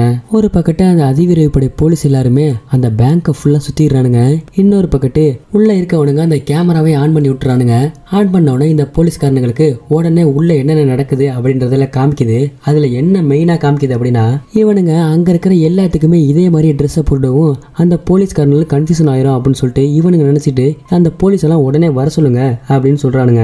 ஏன்னா அதுல யார் நம்மளோட சேர்ந்தாலும் யார் அந்த திருட்டு பசங்க அப்படின்னு யாராலுமே கண்டுபிடிக்க முடியாது, அதனால அந்த போலீஸுங்கெல்லாம் வர சொல்லிடுறானுங்க. ஸோ எல்லாத்துக்கும் பிரச்சனை ஆயிருன்னு சொல்லிட்டு அந்த போலீஸ்காரனுங்க வெளியே வர, இதை பார்த்து அந்த போலீஸ்கார அம்மா எனக்கு இது தேவையில்லாத பிரச்சனை, நீங்களே இதை சால்வ் பண்ணிக்கங்க அப்படின்னு சொல்லிட்டு அவங்களும் அவர்கிட்ட கோவமா பேசிட்டு போயிடுறாங்க. சோ உள்ள இருந்த அந்த திருட்டு கும்பலுக்குலாம் சந்தோஷம் தாங்க முடியல, எல்லாத்தையும் விரட்டியாச்சு, இதுக்கப்புறம் நம்மளோட வேலை என்ன அப்படின்னா பணத்தை ரெடி பண்றது மட்டும்தான், நீங்க எல்லாம் போய் ஒர்க்க பாருங்க அப்படின்னு சொல்லிட்டு இவனுங்க அனுப்பிடுறானுங்க. அடுத்ததா அப்படியே அந்த பேங்க்ல இருக்கவனுங்க எல்லாருமே சேர்ந்து பணத்தை ரெடி பண்றதுக்கு தயார் பண்றானுங்க. அந்த மிஷினை பாருங்க, ஓடுற அழக பார்த்தா அப்படி இருக்கு, இப்பதாயா முத பணம் அடிக்கிற மிஷினையா பாக்குறேன் அப்படின்றவங்க எல்லாமே மறக்காம ஒரு கமெண்ட்டை தட்டி விட்டுருங்க.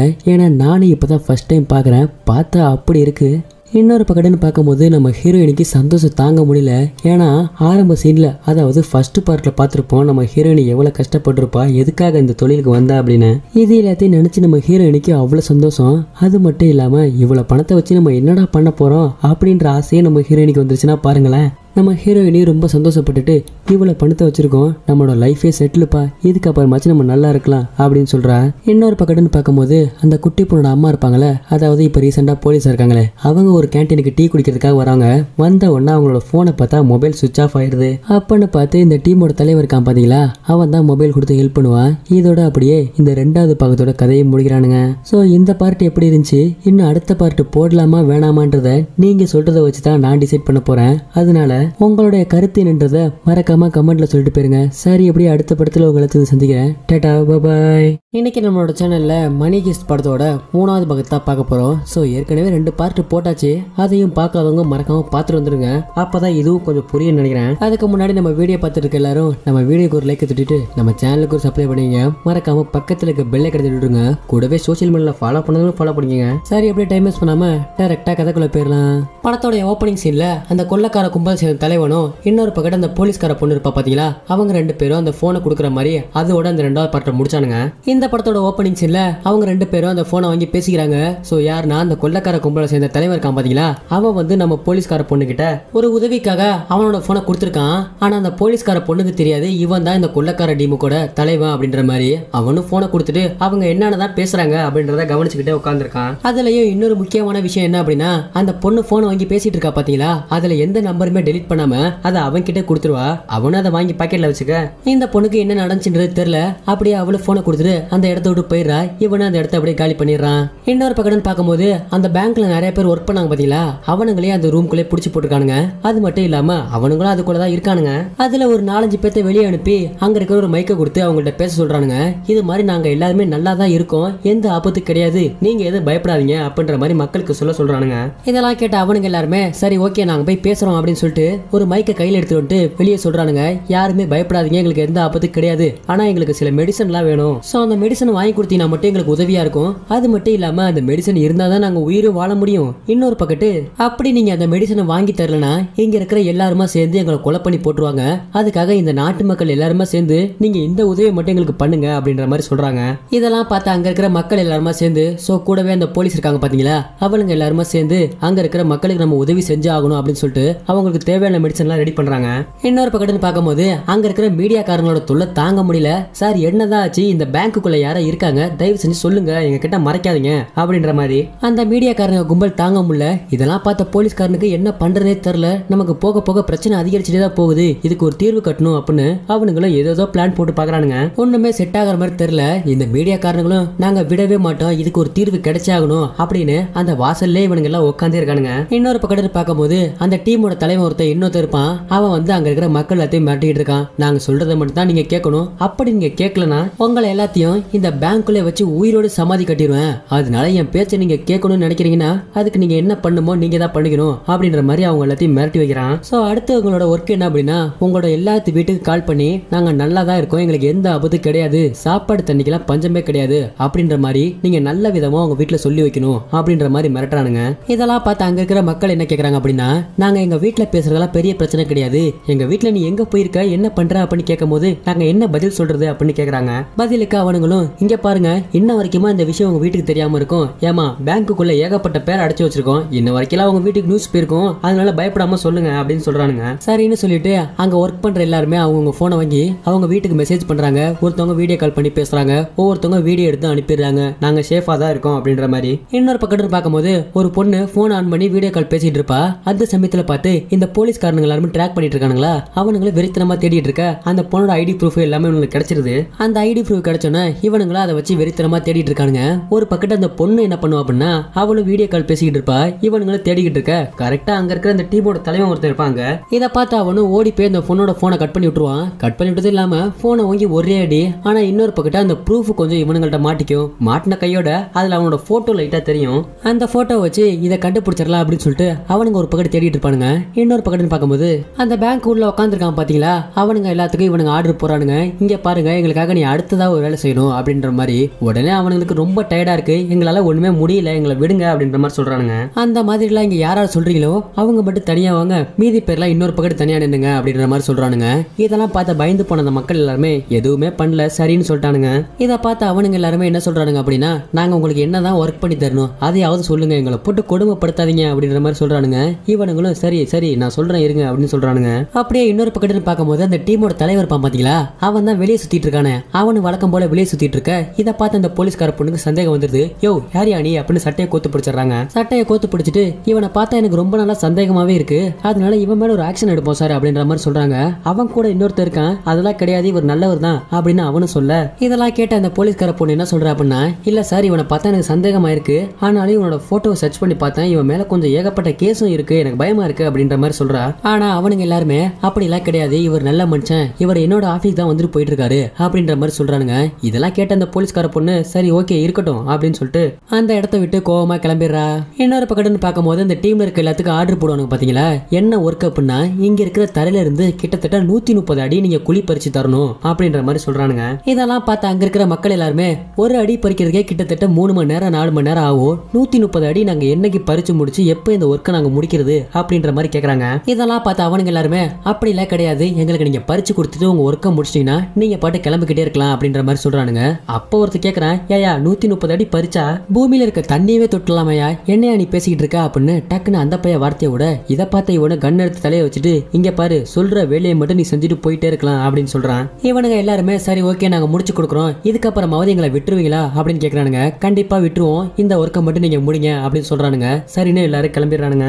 இன்னொரு பக்கத்துன்னு பார்க்கும்போது அந்த டீமோட டீமோட தலைவர் இருப்பான் பாத்தீங்களா, அவன் கால் பண்ணி அங்க என்ன தாண்டா நடக்குது, உங்களோட போட்டோ ஒருத்தனது மாட்டிக்கிச்சு, நீங்க என்னதான் அங்க ஒர்க் பண்றீங்க அப்படின்னு ரொம்ப காட்டு கத்து கத்துறான். இதெல்லாம் கேட்ட அங்க இருக்கிற அவனுங்க என்ன சொல்றானுங்க அப்படின்னா, நீ தான் கடைசியா ஒரு பொண்ணை கூட்டி வந்தியே, அவளாலதான் நம்ம ஏகப்பட்ட பிரச்சனைல மாட்டிக்கிட்டோம், திரும்பவும் நம்ம அவளாலதான் மாட்ட போறோம் அப்படின்ற மாதிரி சொல்றான். இதெல்லாம் பார்த்து அவனும் என்ன சொல்றான் அப்படின்னா, டேய் பெரிய ஒர்க்குடா, எப்படியாவது கொஞ்சம் முடிச்சு கொடுத்துருங்க, எல்லாத்தோட லைஃப் செட்டில் ஆயிரும் அப்படின்ற மாதிரி சொல்றானுங்க. சரிங்க சார், நீங்க எதுவும் பயப்படாதீங்க, இந்த ஒர்க்கை கன்ஃபார்மா நாங்க முடிச்சு கொடுத்துறோம் அப்படின்ற மாதிரி சொல்றானுங்க. இதை பார்த்து அந்த பொண்ணுங்க எல்லாருக்குமே என்ன தோணுது அப்படின்னா, இவன் ரொம்ப மோசமானவன் அப்படின்ற மாதிரி தான் தோணுது. அப்படி யார் அந்த பொண்ணு அப்படின்னா, அவ தான் நம்ம ஹீரோயினி. அவளுக்கு ஒரு பக்கத்து நல்ல மனசு இருக்கு, யாருக்கு எந்த ஆபத்து வரக்கூடாது, ஏன்னா இவங்க எல்லாத்தையும் நம்ம அடிமையா தான் ஒர்க் பண்றோம், அவங்களுக்கு காயப்படாம ஏதாவது சேதாரப்படாம நம்ம அனுப்பணும் அப்படின்றதான் நம்ம ஹீரோயினோட ஒரு சின்ன தாட்டு. அதனால யாருக்கும் எதுவும் படக்கூடாது அப்படின்ற மாதிரி தான் அவளும் மனசுல நினைச்சுக்கிட்டு அங்க இருக்கிற எல்லாத்தையும் சகிச்சுக்கிட்டு அவளும் அந்த இடத்துல இருக்கிறா. அது மட்டும் இல்லாம இன்னொரு முக்கியமான விஷயம் என்ன அப்படின்னா, அந்த பேங்க்ல ஒர்க் பண்ண பொண்ணு ஒரு பொண்ணு கன்சீவா இருப்பா பாத்தீங்களா, அந்த பொண்ணு கொல்லணும் அப்படின்ற மாதிரி ஆர்டர் போட்டிருப்பானுங்க. சோ அதனால இந்த பொண்ணுக்கு மனசே கேட்காது, ஒரு கன்சீவா இருக்க பொண்ணை யாராவது கொலை பண்ணுவாங்களா அப்படின்ற மாதிரி இந்த பொண்ணு எல்லாத்தையும் காட்டு கத்து கத்தி விட்டுருவா. ஆனா இவனுங்க எல்லாரும் இந்த பொண்ணை தெரியாமையாவது கொண்டுறணும் அப்படின்ற மாதிரி இருக்கானுங்க. சோ அதே சமயத்துல பார்த்து அந்த பொண்ணு இவனுங்களுக்கு ஆப்போசிட்ல வர, இதை பார்த்து அவனுங்களும் ஒன்ன தாண்டி ரொம்ப நேரமா தேடிட்டு இருந்தோம், இன்னைக்கு நீ மாட்டின, கண்டிப்பா உன்னை கொலை பண்ணாம விட மாட்டோம் அப்படின்ற மாதிரி அந்த பொண்ணை மிரட்டுறானுங்க.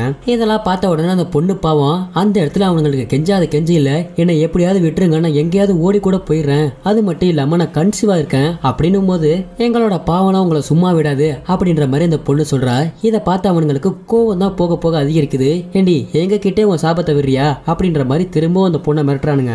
ஆனா அந்த பொண்ணோட மனசாட்சி எப்படி பார்த்தோம் அப்படின்னா, அந்த பொண்ணு நம்ம செத்துருவோம் அப்படின்ற மாதிரி தான் அந்த பொண்ணு அவன்கிட்ட கெஞ்சிக்கிட்டு இருக்கா. ஆனா அவனுங்களுக்கு கொஞ்சம் கூட இறக்க மனசே கிடையாது. உன்னோட சாவு எங்களோட கையில தான் அப்படின்ற மாதிரி அந்த பொண்ணை மிரட்ட, அப்ப அந்த பொண்ணு ஒரு விஷயத்த சொல்றா. என்ன அப்படின்னா, எனக்கு நிறைய சர்ப்ரைஸான விஷயம் தெரியும், அதெல்லாம் உங்கள்கிட்ட நான் சொல்லணுமா அப்படின்னு கேக்குறா. இதெல்லாம் பார்த்து அவனுங்க எல்லாருமே, அப்படி என்ன சர்ப்ரைஸான விஷயம், அதை இப்ப எங்கள்கிட்ட சொல்லே ஆகணும் அப்படின்ற மாதிரி சொல்றானுங்க. இதை பார்த்து அந்த பொண்ணு, அதுக்கு நீங்க எங்களை கொலை பண்ணாம இருக்கணும் அப்படின்ற மாதிரி சொல்றா. இதெல்லாம் கேட்ட உடனே அவனுங்களும், அப்படி என்ன சர்ப்ரைஸான விஷயம், அதை இப்ப நீ சொல்லியே ஆகணும், அப்படி இல்லைன்னா கண்டிப்பா உன்னை சுட்டுருவேன் அப்படின்ற மாதிரி சொல்றானுங்க.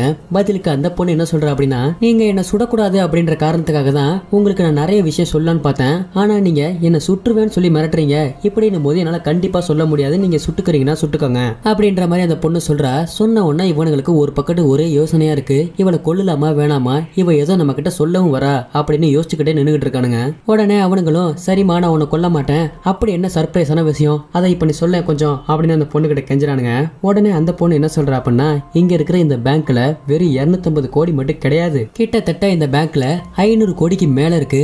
அது மட்டும் இல்லாம இன்னும் ஏகப்பட்ட பேப்பருங்க பணம் அடிக்கிறதுக்காக நாங்க நிறைய சர்ப்ரைஸான இடத்துல ஒளிய வச்சிருக்கோம், அதை உங்களால கண்டுபிடிக்கவும் முடியாது அப்படின்ற மாதிரி அவளை சொல்லுவா. இதை பார்த்து அவனும், சரி ஓகே, இதெல்லாம் நான் எப்படி டீல் பண்ணிக்கணுமோ அப்படி பண்ணிக்கிறேன் அப்படின்னு சொல்லிட்டு அவனும் அந்த இடத்த விட்டு போயிடுறான். இன்னொரு பக்கம்னு பார்க்கும்போது அந்த போலீஸ்காரனுக்கு ஒவ்வொரு ப்ரூஃபா கிடைக்க ஆரம்பிக்குது. அவனுங்களும் வெறித்தனமா தேடிட்டு இருக்கானுங்க. ஒரு பக்கத்து இந்த திருட்டு கும்பலோட தலைவர் இருக்கான் பாத்தீங்களா, அவனு கேமராவை செக் பண்ணிக்கிட்டே உட்காந்துருக்கான். இன்னொரு பக்கம் என்ன பண்ணிடுவாங்க அப்படின்னா, ஃபர்ஸ்ட் இந்த பிரெக்னெண்டா இருந்த பொண்ணை மிரட்டிட்டு இருப்பான் பாத்தீங்களா, அவன் அவனோட இன்னொரு பையன் கிட்ட ஒரு கண்ணை கொடுத்து அந்த பொண்ணை போய் நீ கொலை பண்ணு அப்படின்ற மாதிரி சொல்லுவான். ஒரு பக்கத்து இந்த பொண்ணுக்கு அந்த இடம் ஃபுல்லா அடைச்சிருக்கனால மூச்சு கூட கொஞ்சம் விட முடியாது. அதனால இந்த பொண்ணுக்கு படப்படப்புல அங்கனே அழுதுகிட்டே உட்கார்ந்துருப்பா. அவன் கையில கண்ணை கொடுக்கவும் அங்க இருக்கிற ஒருத்தன் இந்த பொண்ணை சுடுறதுக்காக வந்துட்டு இருக்கான். அவனும் அந்த பொண்ணோட தலையில டைரக்டா கண்ணை வச்சிருவான். ஆனா ஒண்ணு என்ன அப்படின்னா, அந்த பொண்ணை இந்த பையனுக்கு ரொம்ப பிடிக்கும், அவனுக்கு சுடுறதுக்கு மனசே வராது, அவனே ஒரு செகண்ட் அழுது போயிருவான். இன்னொரு பக்கம்னு பார்க்கும்போது இதை பார்த்து அந்த பொண்ணு, தயவு செஞ்சு என்ன சுட்டுறாதீங்க, எனக்கு ரொம்ப நெஞ்செல்லாம் வலிக்கிற மாதிரி இருக்கு, என்ன விட்டுருங்க, நான் எங்கேயாவது போயிடுறேன் அப்படின்ற மாதிரி கெஞ்சுவா. ஆனா அந்த டீமோட தலைவர் இருக்கான் பாத்தீங்களா, அவன் அதெல்லாம் கிடையாது, இந்த பொண்ணோட கதையை முடிச்சிடணும் அப்படின்ற மாதிரி சொல்றான். இதெல்லாம் பார்த்து அவன், என்ன தயவு செஞ்சு நீ மன்னிச்சிரு, அப்படி ஒன்ன நான் கொல்லனா இவனுங்க எல்லாரும் என்ன கொல்லுவானுங்க அப்படின்னு அந்த பொண்ணை சொல்லிட்டு டம்முன்னு ஒரு கண்ணு சத்தத்தோட இந்த படத்தோட கதையை முடிக்கிறானுங்க. அடுத்ததா நெக்ஸ்ட் பார்ட் 4வது பாகம் தான். அது இதை விட கொஞ்சம் தரமா இருக்கும்னு நினைக்கிறேன். சோ அது மட்டும் இல்லாம அந்த கன்சீவா இருந்த பொண்ணு இறந்துட்டாளா இல்ல உயிரோட தான் இருக்காளன்றது இன்ன வரைக்குமே தெரியல. ஏன்னா டம்முன்னு ஒரு கன் சத்தத்தோட தான் முடிச்சானுங்க. அந்த பொண்ணு இறந்து போற சீனை காமிக்கவே இல்லை. சோ அதனால 4வது பார்ட் வரைக்கும் மறக்காம வெயிட் பண்ணுங்க. டாடா பாய். படத்தோட ஓப்பனிங் சீன்ல அவங்க 2 பேரும் அந்த போனை வாங்கி பேசிக்கிறாங்க. சோ யாருன்னா அந்த கொள்ளக்கார கும்பலை சேர்ந்த தலைவர் இருக்கான் பாத்தீங்களா, அவன் நம்ம போலீஸ்கார பொண்ணு கிட்ட ஒரு உதவிக்காக அவனோட போனை கொடுத்துருக்கான். ஆனா அந்த போலீஸ்கார பொண்ணுக்கு தெரியாது இவன் தான் இந்த கொள்ளக்கார டீமுக்கோட தலைவன் அப்படின்ற மாதிரி. அவனும் போனை கொடுத்துட்டு அவங்க என்னன்னதான் பேசுறாங்க அப்படின்றத கவனிச்சுக்கிட்டே உட்காந்துருக்கான். அதுலயும் இன்னொரு முக்கியமான விஷயம் என்ன அப்படின்னா, அந்த பொண்ணு போனை வாங்கி பேசிட்டு இருக்கா பாத்தீங்களா, அதுல எந்த நம்பருமே டெலிட் பண்ணாம அதை அவன் கிட்ட கொடுத்துருவா. அவனும் அதை வாங்கி பாக்கெட்ல வச்சுக்க. இந்த பொண்ணுக்கு என்ன நடந்துச்சுன்றது தெரியல. அப்படியே அவளு போனை கொடுத்துட்டு அந்த இடத்த விட்டு போயிடுறா. இவனு அந்த இடத்த அப்படியே காலி பண்ணிடுறான். இன்னொரு பக்கம் பார்க்கும்போது அந்த பேங்க்ல நிறைய பேர் ஒர்க் பண்ணாங்க பாத்தீங்களா, அவனுங்களே அந்த ரூம்குள்ளே புடிச்சு போட்டுருக்கானுங்க. அது மட்டும் இல்லாம அவனுங்களும் அதுக்குள்ளதான் இருக்கானுங்க. அதுல ஒரு 4-5 பேர்த்த வெளியே அனுப்பி அங்க இருக்கிற ஒரு மைக்கை கொடுத்து அவங்கள்ட்ட பேச சொல்றானுங்க. இது மாதிரி நாங்க எல்லாருமே நல்லா தான் இருக்கோம், எந்த ஆபத்து கிடையாது, நீங்க எதுவும் பயப்படாதீங்க அப்படின்ற மாதிரி மக்களுக்கு சொல்றானுங்க. இதெல்லாம் கேட்ட அவனுங்க எல்லாருமே சரி ஓகே நாங்க போய் பேசுறோம் அப்படின்னு சொல்லிட்டு ஒரு மைக்கை கையில எடுத்து வந்துட்டு வெளியே சொல்றானுங்க. யாருமே பயப்படாதீங்க, எங்களுக்கு எந்த ஆபத்து கிடையாது, ஆனா எங்களுக்கு சில மெடிசன்லாம் வேணும். சோ அந்த மெடிசன் வாங்கி கொடுத்தீங்கன்னா மட்டும் எங்களுக்கு உதவியா இருக்கும். அது மட்டும் இல்லாம அந்த மெடிசன் இருந்தாதான் நாங்க உயிரும் வாழ முடியும். இன்னொரு பக்கத்து அப்படி நீங்க அந்த மெடிசனை வாங்கி தரலனா இங்க இருக்கிற எல்லாருமா சேர்ந்து எங்களை கொலை பண்ணி போட்டுருவாங்க. அதுக்காக இந்த நாட்டு மக்கள் எல்லாருமா சேர்ந்து நீங்க இந்த உதவியை மட்டும் எங்களுக்கு பண்ணுங்க அப்படின்ற மாதிரி சொல்றாங்க. இதெல்லாம் பார்த்து அங்க இருக்கிற மக்கள் எல்லாருமா சேர்ந்து சோ கூடவே அந்த போலீஸ் இருக்காங்க பாத்தீங்களா, அவளுங்க எல்லாருமா சேர்ந்து அங்க இருக்கிற மக்களுக்கு நம்ம உதவி செஞ்சு ஆகணும் அப்படின்னு சொல்லிட்டு அவங்களுக்கு தேவையான மெடிசன் எல்லாம் ரெடி பண்றாங்க. இன்னொரு பக்கத்துல பார்க்கும்போது அங்க இருக்கிற மீடியாக்காரங்களோட தொல்லை தாங்க முடியல. சார் என்னதான் ஆச்சு, இந்த பேங்க்குள்ள யாரா இருக்காங்க, தயவு செஞ்சு சொல்லுங்க, எங்க கிட்ட மறைக்காதீங்க அப்படின்ற மாதிரி அந்த மீடியாக்காரங்க கும்பல் தாங்க முடியல. இதெல்லாம் பார்த்த போலீஸ்காரனுக்கு என்ன பண்றதே தெரியல, நமக்கு போக போக பிரச்சனை அதிகரிச்சுட்டே தான் போகுது, இதுக்கு ஒரு தீர்வு கட்டணும் அப்படின்னு அவனுங்களும் ஏதோ பிளான் போட்டு பாக்குறானுங்க. ஒண்ணுமே செட் ஆகிற மாதிரி தெரியல. இந்த மீடியாக்காரங்களும் நாங்க விடவே மாட்டோம், இதுக்கு ஒரு தீர்வு கிடைச்சாகணும் அப்படின்னு அந்த வாசல்லே இவனுங்க எல்லாம் உட்காந்தே இருக்கானுங்க. இன்னொரு பக்கத்துல பார்க்கும்போது அந்த டீமோட தலைவன் ஒருத்தர் இன்னொருத்தர் இருப்பான். அவன் வந்து அங்க இருக்கிற மக்கள் எல்லாத்தையும் மிரட்டிட்டு இருக்கான். நாங்க சொல்றதை மட்டும் தான் நீங்க கேட்கணும், அப்படி நீங்க கேட்கலனா உங்களை எல்லாத்தையும் இந்த பேங்க்குள்ள வச்சு உயிரோடு சமாதி கட்டிடுவேன். அதனால என் பேச்சை நீங்க கேட்கணும்னு நினைக்கிறீங்கன்னா அதுக்கு நீங்க என்ன பண்ணுமோ நீங்க தான் பண்ணிக்கணும் அப்படின்ற மாதிரி அவங்க எல்லாத்தையும் மிரட்டி வைக்கிறான். சோ அடுத்தவங்களோட ஒர்க் என்ன அப்படின்னா உங்களோட எல்லாத்து வீட்டுக்கு கால் பண்ணி நாங்க நல்லா தான் இருக்கோம், எங்களுக்கு எந்த ஆபத்து கிடையாது, சாப்பாடு தண்ணிக்கெல்லாம் பஞ்சமே கிடையாது அப்படின்ற மாதிரி நீங்க நல்ல விதமா உங்க வீட்டுல சொல்லி வைக்கணும் அப்படின்ற மாதிரி மிரட்டுறானுங்க. இதெல்லாம் பார்த்து அங்க இருக்கிற மக்கள் என்ன கேக்குறாங்க அப்படின்னா நாங்க எங்க வீட்டுல பேசுறதெல்லாம் பெரிய பிரச்சனை கிடையாது, எங்க வீட்டுல நீ எங்க போயிருக்க என்ன பண்ற அப்படின்னு கேட்கும் போது நாங்க என்ன பதில் சொல்றது அப்படின்னு கேக்குறாங்க. பதிலுக்கு அவனுங்களும் இங்க பாருங்க இன்ன வரைக்குமா இந்த விஷயம் உங்க வீட்டுக்கு தெரியாம இருக்கும், ஏமா பேங்க்குள்ள ஏகப்பட்ட பேர் அடைச்சு வச்சிருக்கோம், இன்ன வரைக்கும் அவங்க வீட்டுக்கு நியூஸ் போயிருக்கும், அதனால பயப்படாம சொல்லுங்க அப்படின்னு சொல்றானுங்க. சரின்னு சொல்லிட்டு அங்க ஒர்க் பண்ற எல்லாருமே அவங்க போனை வாங்கி அவங்க வீட்டுக்கு மெசேஜ் பண்றாங்க. ஒருத்தவங்க வீடியோ கால் பண்ணி பேசுறாங்க, ஒவ்வொருத்தவங்க வீடியோ எடுத்து அனுப்பிடுறாங்க, நாங்க சேஃபா தான் இருக்கோம் அப்படின்ற மாதிரி. இன்னொரு பக்கத்துல பார்க்கும்போது ஒரு பொண்ணு போன் ஆன் பண்ணி வீடியோ கால் பேசிட்டு இருப்பா. அந்த சமயத்துல பார்த்து இந்த போலீஸ்காரங்க எல்லாரும் ட்ராக் பண்ணிட்டு இருக்கானுங்களா, அவனுங்களை வெறித்தனமா தேடிட்டு இருக்க அந்த பொண்ணோட ஐடி ப்ரூஃப் எல்லாமே இவங்களுக்கு கிடைச்சிருது. அந்த ஐடி ப்ரூஃப் கிடைச்சோன்னா இவனுங்களா அதை வச்சு வெறித்தனமா தேடிட்டு இருக்கானுங்க. ஒரு பக்கத்துல அந்த பொண்ணு என்ன பண்ணுவா அப்படின்னா அவளும் வீடியோ கால் பேசிக்கிட்டு இருப்பா, இவனுங்களும் தேடிக்கிட்டு இருக்க. கரெக்டா அங்க இருக்கிற அந்த டீமோட தலைவன் ஒருத்தர் இருப்பாங்க. இதை பார்த்து அவனும் ஓடி போய் அந்த பொண்ணோட போனை கட் பண்ணி விட்டுருவான். கட் பண்ணி விட்டது இல்லாம போனை வாங்கி ஒரே அடி. ஆனா இன்னொரு பக்கத்துல அந்த ப்ரூஃப் கொஞ்சம் இவனுங்கள்ட்ட மாட்டிக்கும். மாட்டின கையோட அதுல அவனோட போட்டோ லைட்டா தெரியும். அந்த போட்டோ வச்சு இதை கண்டுபிடிச்சிடலாம் அப்படின்னு சொல்லிட்டு அவனுங்க ஒரு பக்கத்து தேடிட்டு இருப்பானுங்க. இன்னொரு பக்கத்துல பார்க்கும்போது அந்த பேங்க் உள்ள உட்காந்துருக்கான் பாத்தீங்களா, அவனுங்க எல்லாத்துக்கும் இவனுங்க ஆர்டர் போறானுங்க. இங்க பாருங்க எங்களுக்காக நீ அடுத்ததா ஒரு வேலை செய்யணும் அப்படின்ற மாதிரி. உடனே அவனுங்களுக்கு ரொம்ப டயர்டா இருக்கு, எங்களால ஒண்ணுமே முடியல, எங்களை விடுங்க அப்படின்ற மாதிரி சொல்றானுங்க. அந்த மாதிரி எல்லாம் இங்க யாராவது சொல்றீங்களோ அவங்க மட்டும் தனியா வாங்க, மீதி பேர்லாம் இன்னொரு பக்கத்து தனியா நின்னுங்க அப்படின்ற மாதிரி சொல்றானுங்க. இதெல்லாம் பார்த்து பயந்து போன அந்த மக்கள் எல்லாருமே எதுவுமே பண்ணல, சரின்னு சொல்லிட்டானுங்க. இதை பார்த்து அவனுங்க எல்லாருமே என்ன சொல்றானுங்க அப்படின்னா நாங்க உங்களுக்கு என்னதான் ஒர்க் பண்ணி தரணும் அதையாவது சொல்லுங்க, எங்களை போட்டு கொடுமைப்படுத்தாதீங்க அப்படின்ற மாதிரி சொல்றானுங்க. இவனுங்களும் சரி சரி நான் சொல்றேன் இருங்க அப்படின்னு சொல்றானுங்க. அப்படியே இன்னொரு பக்கத்துல பார்க்கும்போது அந்த டீமோட தலைவர் இருப்பான் பாத்தீங்களா, அவன் தான் வெளியே சுத்திட்டு இருக்கானே. அவனு வழக்கம் போல வெளியே சுத்திட்டு இருக்க. இதை பார்த்து அந்த போலீஸ்கார பொண்ணுக்கு சந்தேகம் வந்துருது. யோ யாரியா நீ அப்படின்னு சட்டையை கோத்து பிடிச்சிடறாங்க. சட்டையை கோத்து பிடிச்சிட்டு இவனை பார்த்தா எனக்கு ரொம்ப நாளா சந்தேகமாவே இருக்கு, அதனால இவன் மேல ஒரு ஆக்ஷன் எடுப்போம் சார் அப்படின்ற மாதிரி சொல்றாங்க. அவன் கூட இன்னொருத்தர் இருக்கான், அதெல்லாம் கிடையாது இவர் நல்லவர் தான் அப்படின்னு அவனு சொல்ல.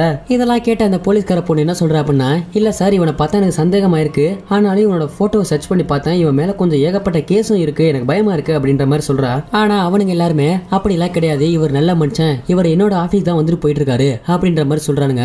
இதெல்லாம் கேட்ட அந்த போலீஸ்கார பொண்ணு சரி ஓகே இருக்கட்டும் அப்படின்னு சொல்லிட்டு அந்த இடத்த விட்டு கோவமா கிளம்பிடுறா. இன்னொரு பக்கத்துல பார்க்கும்போது அந்த டீம்ல இருக்க எல்லாத்துக்கும் ஆர்டர் போடுவானுங்க பாத்தீங்களா, என்ன ஒர்க் அப்படின்னா இங்க இருக்கிற தரையில இருந்து கிட்டத்தட்ட 130 அடி நீங்க குழி பறிச்சு தரணும் அப்படின்ற மாதிரி சொல்றானுங்க. இதெல்லாம் பார்த்து அங்க இருக்கிற மக்கள் எல்லாருமே ஒரு அடி பறிக்கிறதுக்கே கிட்டத்தட்ட 3 மணி நேரம் 4 மணி நேரம் ஆகும், 130 அடி நாங்க என்னைக்கு பறிச்சு முடிச்சு எப்ப இந்த ஒர்க்கை நாங்க முடிக்கிறது அப்படின்ற மாதிரி கேக்குறாங்க. இதெல்லாம் பார்த்து அவனுங்க எல்லாருமே அப்படி எல்லாம் கிடையாது, எங்களுக்கு நீங்க பறிச்சு கொடுத்துட்டு உங்க ஒர்க்கை முடிச்சிட்டீங்கன்னா நீங்க பாட்டு கிளம்பிக்கிட்டே இருக்கலாம் அப்படின்ற மாதிரி சொல்றானுங்க. அப்போ ஒருத்தர் கேக்குறான் ஏயா 130 அடி பறிச்சா பூமியில இருக்க தண்ணியவே தொட்டலாமையா, என்னையா நீ பேசிக்கிட்டு இருக்கா அப்படின்னு டக்குன்னு அந்த பைய வார்த்தையை விட. இதை பார்த்த இவனு கன் எடுத்து தலையை வச்சுட்டு இங்க பாரு சொல்ற வேலையை மட்டும் நீ செஞ்சுட்டு போயிட்டே இருக்கலாம் அப்படின்னு சொல்றான். இவனுங்க எல்லாருமே சரி ஓகே நாங்க முடிச்சு கொடுக்குறோம், இதுக்கப்புறமாவது எங்களை விட்டுருவீங்களா அப்படின்னு கேக்குறானுங்க. கண்டிப்பா விட்டுருவோம், இந்த ஒர்க்கை மட்டும் நீங்க முடிங்க அப்படின்னு சொல்றானுங்க. சரின்னு எல்லாரும் கிளம்பிடுறானுங்க. இன்னொரு பக்கத்துல பார்க்கும்போது அந்த டீமோட தலைவர் இருப்பான் பாத்தீங்களா, அவன் கால் பண்ணி அங்க என்ன தாண்டா நடக்குது, உங்களோட போட்டோ ஒருத்தனது மாட்டிக்கிச்சு, நீங்க என்னதான் அங்க ஒர்க் பண்றீங்க அப்படின்னு ரொம்ப ரொம்ப காட்டு கத்துறான். இதெல்லாம் கேட்ட அங்க இருக்கிற அவனுங்க என்ன சொல்றானுங்க அப்படின்னா, நீ தான் கடைசியா ஒரு பொண்ணை கூட்டி வந்தியே, அவளாலதான் நம்ம ஏகப்பட்ட பிரச்சனைல மாட்டிக்கிட்டோம், திரும்பவும் நம்ம அவளாலதான் மாட்ட போறோம் அப்படின்ற மாதிரி சொல்றான். இதெல்லாம் பார்த்து அவனும் என்ன சொல்றான் அப்படின்னா, டேய் பெரிய ஒர்க்குடா, எப்படியாவது கொஞ்சம் முடிச்சு கொடுத்துருங்க, எல்லாத்தோட லைஃப் செட்டில் ஆயிரும் அப்படின்ற மாதிரி சொல்றானுங்க. சரிங்க சார், நீங்க எதுவும் பயப்படாதீங்க, இந்த ஒர்க்கை கன்ஃபார்மா நாங்க முடிச்சு கொடுத்துறோம் அப்படின்ற மாதிரி சொல்றானுங்க. இதை பார்த்து அந்த பொண்ணுங்க எல்லாருக்குமே என்ன தோணுது அப்படின்னா, இவன் ரொம்ப மோசமானவன் அப்படின்ற மாதிரி தான் தோணுது. அப்படி யார் அந்த பொண்ணு அப்படின்னா, அவ தான் நம்ம ஹீரோயினி. அவளுக்கு ஒரு பக்கத்து நல்ல மனசு இருக்கு, யாருக்கு எந்த ஆபத்து வரக்கூடாது, ஏன்னா இவங்க எல்லாத்தையும் நம்ம அடிமையா தான் ஒர்க் பண்றோம், அவங்களுக்கு காயப்படாம ஏதாவது சேதாரப்படாம நம்ம அனுப்பணும் அப்படின்றத நம்ம ஹீரோயினோட ஒரு சின்ன தாட்டு. அதனால யாருக்கும் எதுவும் படக்கூடாது அப்படின்ற மாதிரி தான் அவளும் மனசுல நினைச்சுக்கிட்டு அங்க இருக்கிற எல்லாத்தையும் சகிச்சுக்கிட்டு அவளும் அந்த இடத்துல இருக்கிறா. அது மட்டும் இல்லாம இன்னொரு முக்கியமான விஷயம் என்ன அப்படின்னா, அந்த பேங்க்ல ஒர்க் பண்ண பொண்ணு ஒரு பொண்ணு கன்சீவா இருப்பா பாத்தீங்களா, அந்த பொண்ணை கொல்லணும் அப்படின்ற மாதிரி ஆர்டர் போட்டிருப்பானுங்க. சோ அதனால இந்த பொண்ணுக்கு மனசே கேட்காது, ஒரு கன்சீவா இருக்க பொண்ணை யாராவது கொலை பண்ணுவாங்களா அப்படின்ற மாதிரி இந்த பொண்ணு எல்லாத்தையும் கத்தி விட்டுருவா. ஆனா இவனுங்க எல்லாரும் இந்த பொண்ணை தெரியாமையாவது கொண்டுறணும் அப்படின்ற மாதிரி இருக்கானுங்க. சோ அதே சமயத்துல பார்த்து அந்த பொண்ணு இவனுங்களுக்கு ஆப்போசிட்ல வர, இதை பார்த்து அவனுங்களும் உன்னை தாண்டி ரொம்ப நேரமா தேடிட்டு இருந்தோம், இன்னைக்கு நீ மாட்டின, கண்டிப்பா உன்னை கொலை பண்ணாம விட மாட்டோம் அப்படின்ற மாதிரி அந்த பொண்ணை மிரட்டுறானுங்க. இதெல்லாம் பார்த்த உடனே அந்த பொண்ணு பாவம் அந்த இடத்துல அவங்களுக்கு கெஞ்சாத கெஞ்சி இல்ல, என்னை எப்படியாவது விட்டுருங்க, நான் எங்கேயாவது ஓடி கூட போயிடுறேன், அது மட்டும் இல்லாம நான் கன்சீவா இருக்கேன் அப்படின்னும் போது எங்களோட பாவம்லாம் உங்களை சும்மா விடாது அப்படின்ற மாதிரி அந்த பொண்ணு சொல்றா. இதை பார்த்து அவனுங்களுக்கு கோவம் தான் போக போக அதிகரிக்குது. ஏண்டி எங்க கிட்டே உன் சாபத்தை விடுறியா அப்படின்ற மாதிரி திரும்பவும் அந்த பொண்ணை மிரட்டுறானுங்க. ஆனா அந்த பொண்ணோட மனசாட்சி எப்படி பார்த்தோம் அப்படின்னா, அந்த பொண்ணு நம்ம செத்துருவோம் அப்படின்ற மாதிரி தான் அந்த பொண்ணு அவங்ககிட்ட கெஞ்சிக்கிட்டு இருக்கா. ஆனா அவனுங்களுக்கு கொஞ்சம் கூட இறக்க மனசே கிடையாது. உன்னோட சாவு எங்களோட கையில தான் அப்படின்ற மாதிரி அந்த பொண்ணை மிரட்ட, அப்ப அந்த பொண்ணு ஒரு விஷயத்த சொல்றா.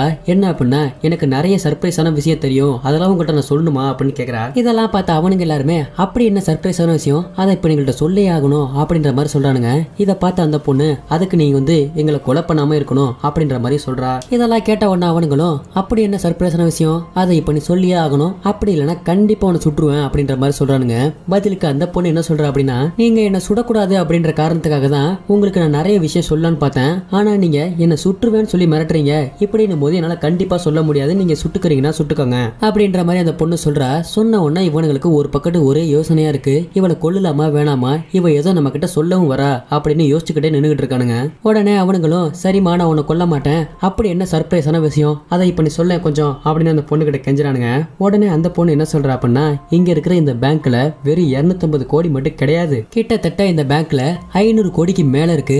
அது மட்டும் இல்லாம இன்னும் ஏகப்பட்ட பேப்பருங்க பணம் அடிக்கிறதுக்காக நாங்க நிறைய சர்ப்ரைஸான இடத்துல ஒளிய வச்சிருக்கோம், அதை உங்களால கண்டுபிடிக்கவும் முடியாது அப்படின்ற மாதிரி அவனும் சொல்லுவா. இதை பார்த்து அவனும், சரி ஓகே, இதெல்லாம் நான் எப்படி டீல் பண்ணிக்கணுமோ அப்படி பண்ணிக்கிறேன் அப்படின்னு சொல்லிட்டு அவனும் அந்த இடத்த விட்டு போயிடுறான். இன்னொரு பக்கம்னு பார்க்கும்போது அந்த போலீஸ்காரனுக்கு ஒவ்வொரு ப்ரூஃபா கிடைக்க ஆரம்பிக்குது. அவனுங்களும் வெறித்தனமா தேடிட்டு இருக்கானுங்க.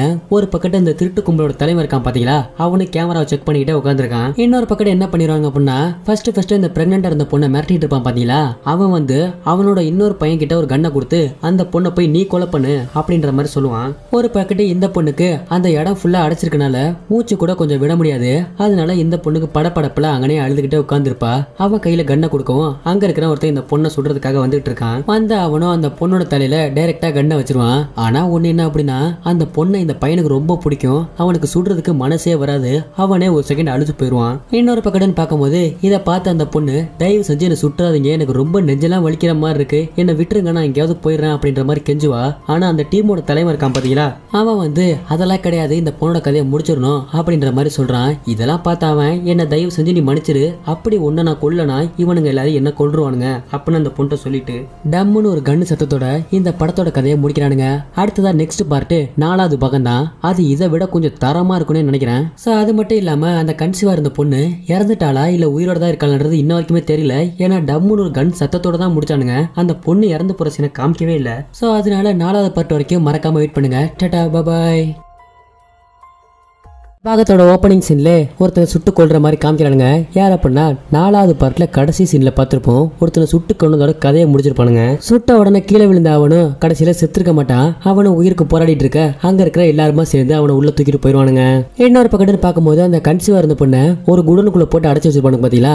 அந்த பொண்ணால ஒண்ணுமே பண்ண முடியல, மயக்க வர மாதிரி இருக்கு, வாந்தி வர மாதிரி இருக்கு. அங்க இருந்த அந்த பொண்ணு அப்படியே கொஞ்சம் கொஞ்சமா எந்திரிச்சு வெளியே போறதுக்காக ட்ரை பண்ணிட்டு இருக்கா. இன்னொரு பக்கத்துன்னு பார்க்கும்போது அதே கம்பெனில மிஷின் வேக வேகமா ஓடிட்டு இருக்கு. படத்தை பயங்கரமா அடிச்சுக்கிட்டு இருக்கானுங்க. அங்க இருக்கிற ஒரு பொண்ணும், தலைவரே இவ்வளவு நாளா நான் ஆசைப்பட்டதுல நிறைவேறிச்சு, இவ்வளவு படத்தை நான் பார்த்தது கிடையாது, இப்ப நான் சர்ச் பண்ணது கிடையாது, ஏன்னா இவ்வளவு நாளா நான் கள்ள நோட்டு அடிச்சுக்கிட்டு இருந்தேன், இப்ப நல்ல நோட்ல ஒர்க் பண்ணிட்டு இருக்கேன் அப்படின்னு சொல்றா.